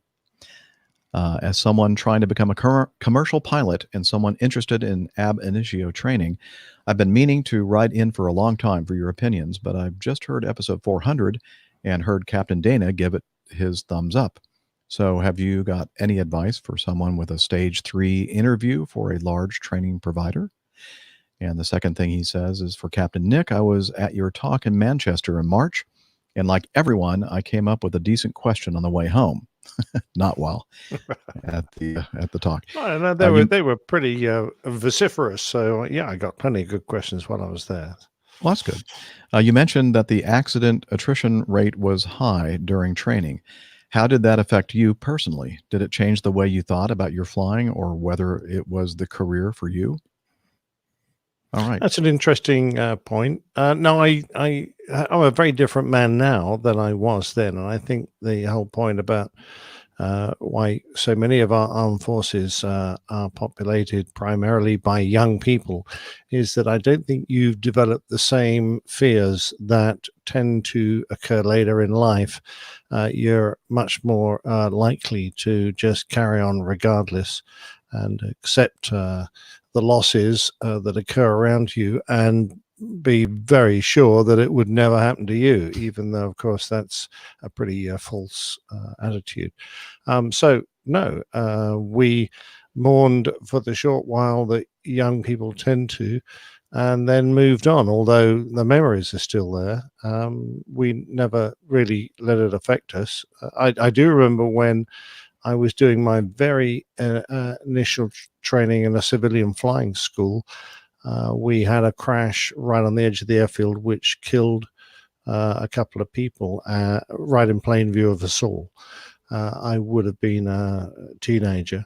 And that afternoon, after the fire had been put out, and our instructor, our instructors, made sure we all got a 10-minute flight. And I thought that was an interesting thing to do, because he said, I don't want you guys dwelling on this. So why don't we all get airborne and do some work just for 10 minutes, come back again, just so that you will have the confidence to do it again tomorrow. And I think that was probably not a bad way to treat it, because had we sat and dwelt on what had just occurred for or perhaps a weekend or whatever, we might not have had the same attitude when we came back to work. So I thought that was good. Yeah, many good points there. When you're a kid or a young adult, you kind of feel like you're immortal, and I remember the occasion when like somebody at your grade school or your middle school, high school is involved in a car accident or something like that, and they lose their life, and how stunned everybody is like, what? How can that happen? What do you mean Joe is not coming back? So yeah, it must be part of our human nature that when we're young, we don't really think about all the risks, to our lives around us, and we just assume that we're going to be around forever. And then as we get a little bit older, we start realizing, wait a minute, we are not immortal. We will, our lives here on Earth will end at some point. So exactly. Dana, he asked about the interview advice for stage 3 interview at a large training provider. You have any advice for Jonathan? I don't know exactly what that is, but as far as what my thought on that would be, Jonathan, is just be yourself, and just talk to them just like you talk to anybody else, and just be professional. And that's really the only advice I have for you on that. I don't know if you send in some information as to what the stage 3 interview or for example, what stage 1 and 2 were like, what the details were, or what the stage 3 interview is going to be like, then maybe I can comment further on it. But that's really all I have to say on that.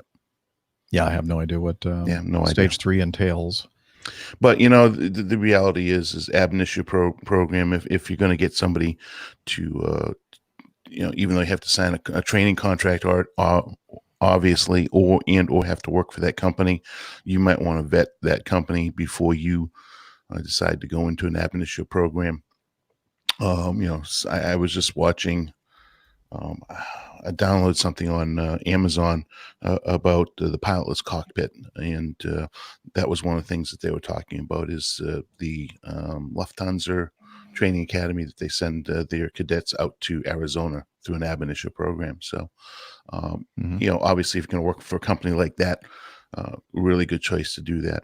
If I think American Eagle, I'm not sure 100% because I haven't done any research on it, but they may have an ab initio program. So obviously the flow through from Eagle up to American, that would obviously be a good avenue to go because they do have that flow. So you have to be careful on who you're going to do that with, and just vet them as much as they're going to vet you. So that way you make good choices in your career, because you certainly don't want to be stuck someplace you don't want to be. Very true. Hey, I'll take the bonus question. He has a bonus question for us. Does anyone know which APG contained Miami Hick's song about the Mad Dog? Or do we have a Miami Hick index somewhere? Yeah, I have a lot of spare time to create an index. So of course you do, Jeff. Come on. Yeah. Anyway, your Miami Hick desk. Yeah, well, you know what? We might have a volunteer out there who wants to create an index of Miami Hick. Anyway, so I'm thinking that he is talking about that hip hop thing that he had created for us, the puppet, and doing the hip hop song about the Mad Dog. Is that the one you think that he's talking about? I don't know. You play one of them after most of our shows, right? On the podcast version. So presumably not that one. Otherwise, yeah, that was more about how I used to be a good pilot, but now I'm doing the APG show. Yes. Wait a minute. But anyway, if that's the one you're talking about, the hip hop one with the puppet and all that kind of stuff, that was in episode 367. Expletives and Such was the title of that show, and it's about the 1 hour and 23 minute mark ish. And also, I can't believe this is Jonathan again. Also, I can't believe XM607 by Roland White isn't in the APG library. And then I put a little note to the side.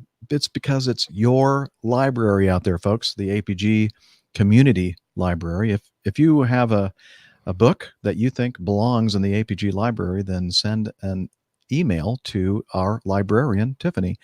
And you can do that, Tiffany at airlinepilotguy.com. And Liz, our producer, has sent us a note as well saying that she has sent the suggestion for the library to our librarian, Tiffany. So again, check it out on the APG site, airlinepilotguy.com/library. And you'll see a lot of great reads, and it's all organized and maintained by Tiffany.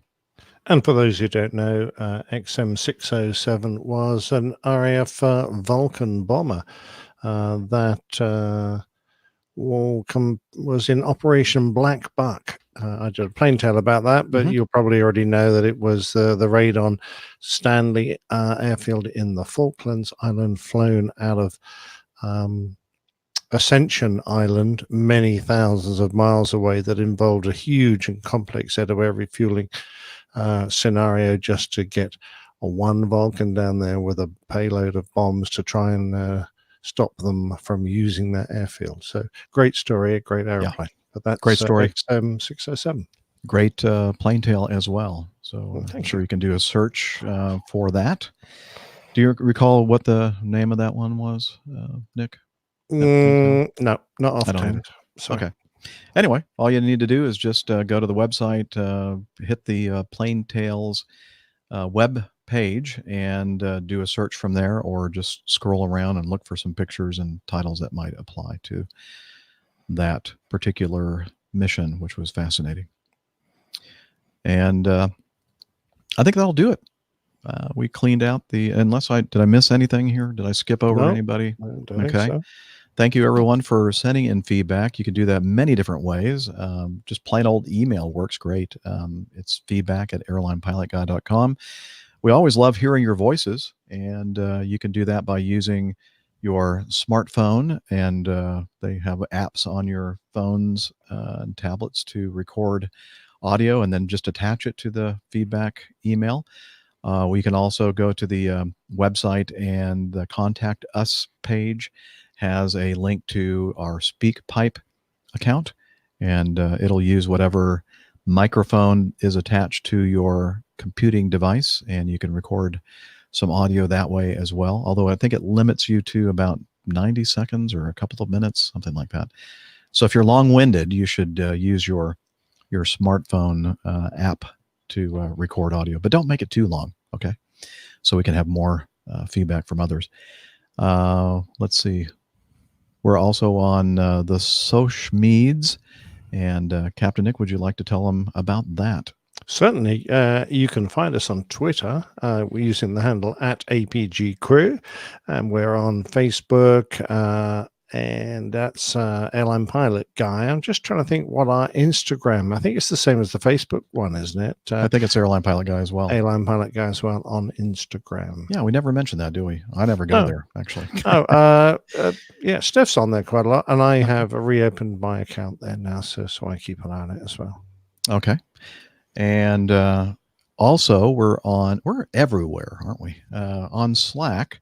And hang on a second, let me check to see if Hillel's ready. Hillel? He's been very patient this week. You ready? Mind if I use your razor, Jeff? Yes. Was that yes he can? Because you know what he's going to shave. No, don't you? I mind. Oh, okay. Please join us on our Slack team. Slack is a communication, coordination, and sharing platform that works on your mobile, laptop, or browser. On Slack, we share news and ideas. We suggest episode and plain tales topics. We plan events and meetups. To get into the Slack team, please email me at slack@airlinepilotguy.com. That's SLACK Sierra Lima Alpha Charlie Kilo @airlinepilotguy.com, or send me a tweet with your preferred email address to @Hillel, and I'll send you an invitation. That's Hillel, spelled Hotel India 11 Echo 1, and see you in Slack. Thanks, Hillel. And again, just point you over toward our website. Arash maintains that for us and does a wonderful job. A lot of great stuff on it. So make sure you check that out. And also a big shout out to our producer, Liz, in Toronto, who is enjoying her new abode. So I guess the control center in the new condo in Toronto is working out, and that's good to hear. And until next time, wishing you clear skies, unlimited visibility, and tailwinds. Take care, and God bless. Auf Wiedersehen, my friend. Bye-bye, everybody. It's a wrap. Woohoo! All right. I'm going to hit the well done, record Jeff. button. Well done, you Hi, guys. Liz. Oh, Nick. so it was a good one. I do love coming into these shows during the day when I'm feeling vaguely compos mentis. It makes such a difference. Compos mentis. Mm. That Interesting. sounds like some type of. Yeah, you should get some medication for that. I think. Yeah, I've got some cream for it, but it's Before still sticking out. dinner, you're finished before. You're breaking up there, Liz. Yeah. I know. I think my internet connection here is not good. I've been having trouble all morning. So All right, time to get it fixed while you're yeah, fresh I'll have in to get there. them back. Yeah, put it on the list. Do you want to say anything Yeah. to our audience, Liz? Because we're still broadcasting. Yeah, right. We are. Yeah, we are. We are. Well, I never turned off the broadcast. hi, everybody. I did not do this. You did this. She doesn't like being I on was when gonna we're being stare there broadcasted. for a minute. So. I could leave again. No, you're here now. You can't You're leave. Here, stay. It's like the Hotel California, as some people very put good, earlier yes. on. You can check in, but you can never leave. That's right. Thank you, Craig and Masha and Mike Kuipers. Good to see you. Thanks for hanging out with us. What is a Kuiper? I don't know. I know what a Neither do caper I. is, but I'm not sure what a Kuiper is. Well, Sounds I like eating capers. Yes, me too. Very I think tasty. a Kuiper is probably, that sounds like a German name. So maybe Oh, okay. maybe Mike knows a little German. What do you think? Might be. Mein Luftkissen-Fahrzeug ist voll mit allen. Is that the thing about the quadcopter thing again? That you always say that nobody understands? My hovercraft is full of eels. Yes, exactly. That makes a lot of sense. Yes, quadcopter. Laura and Kylie and Barrel maker, Gail. says. It's always good to. We call that a Cooper here in English, but Kuipers is perhaps the same word Dutch. in. There you go. So a Cooper is a Kuiper. Well, I never. How about that? Well, anyway, I know there are several names that I have seen and did not mention. I apologize for that, but there's just so many, and it's always good to see the female gender represented on the show. So, thank you for that. That's Only one of 7,000 genders that we're now required to read. Yeah, I know. I just recognize a couple myself. Sorry. That means they're going to take me off of YouTube. I recognize all 7,000 genders. Yeah, exactly right. And appreciate them all. Oh, look, Liz took herself out. She did. Oh, Liz. Oh, well, that means that then we should probably end the show so everybody can get out there and do their yes, Black Friday shopping. So there's still time left. I'm ready to go take a nap. All right. Well, Well, I'm going to hit the end broadcast button here. And until next time, wishing you clear skies, everybody. Bye. Cheers, everybody. Bye.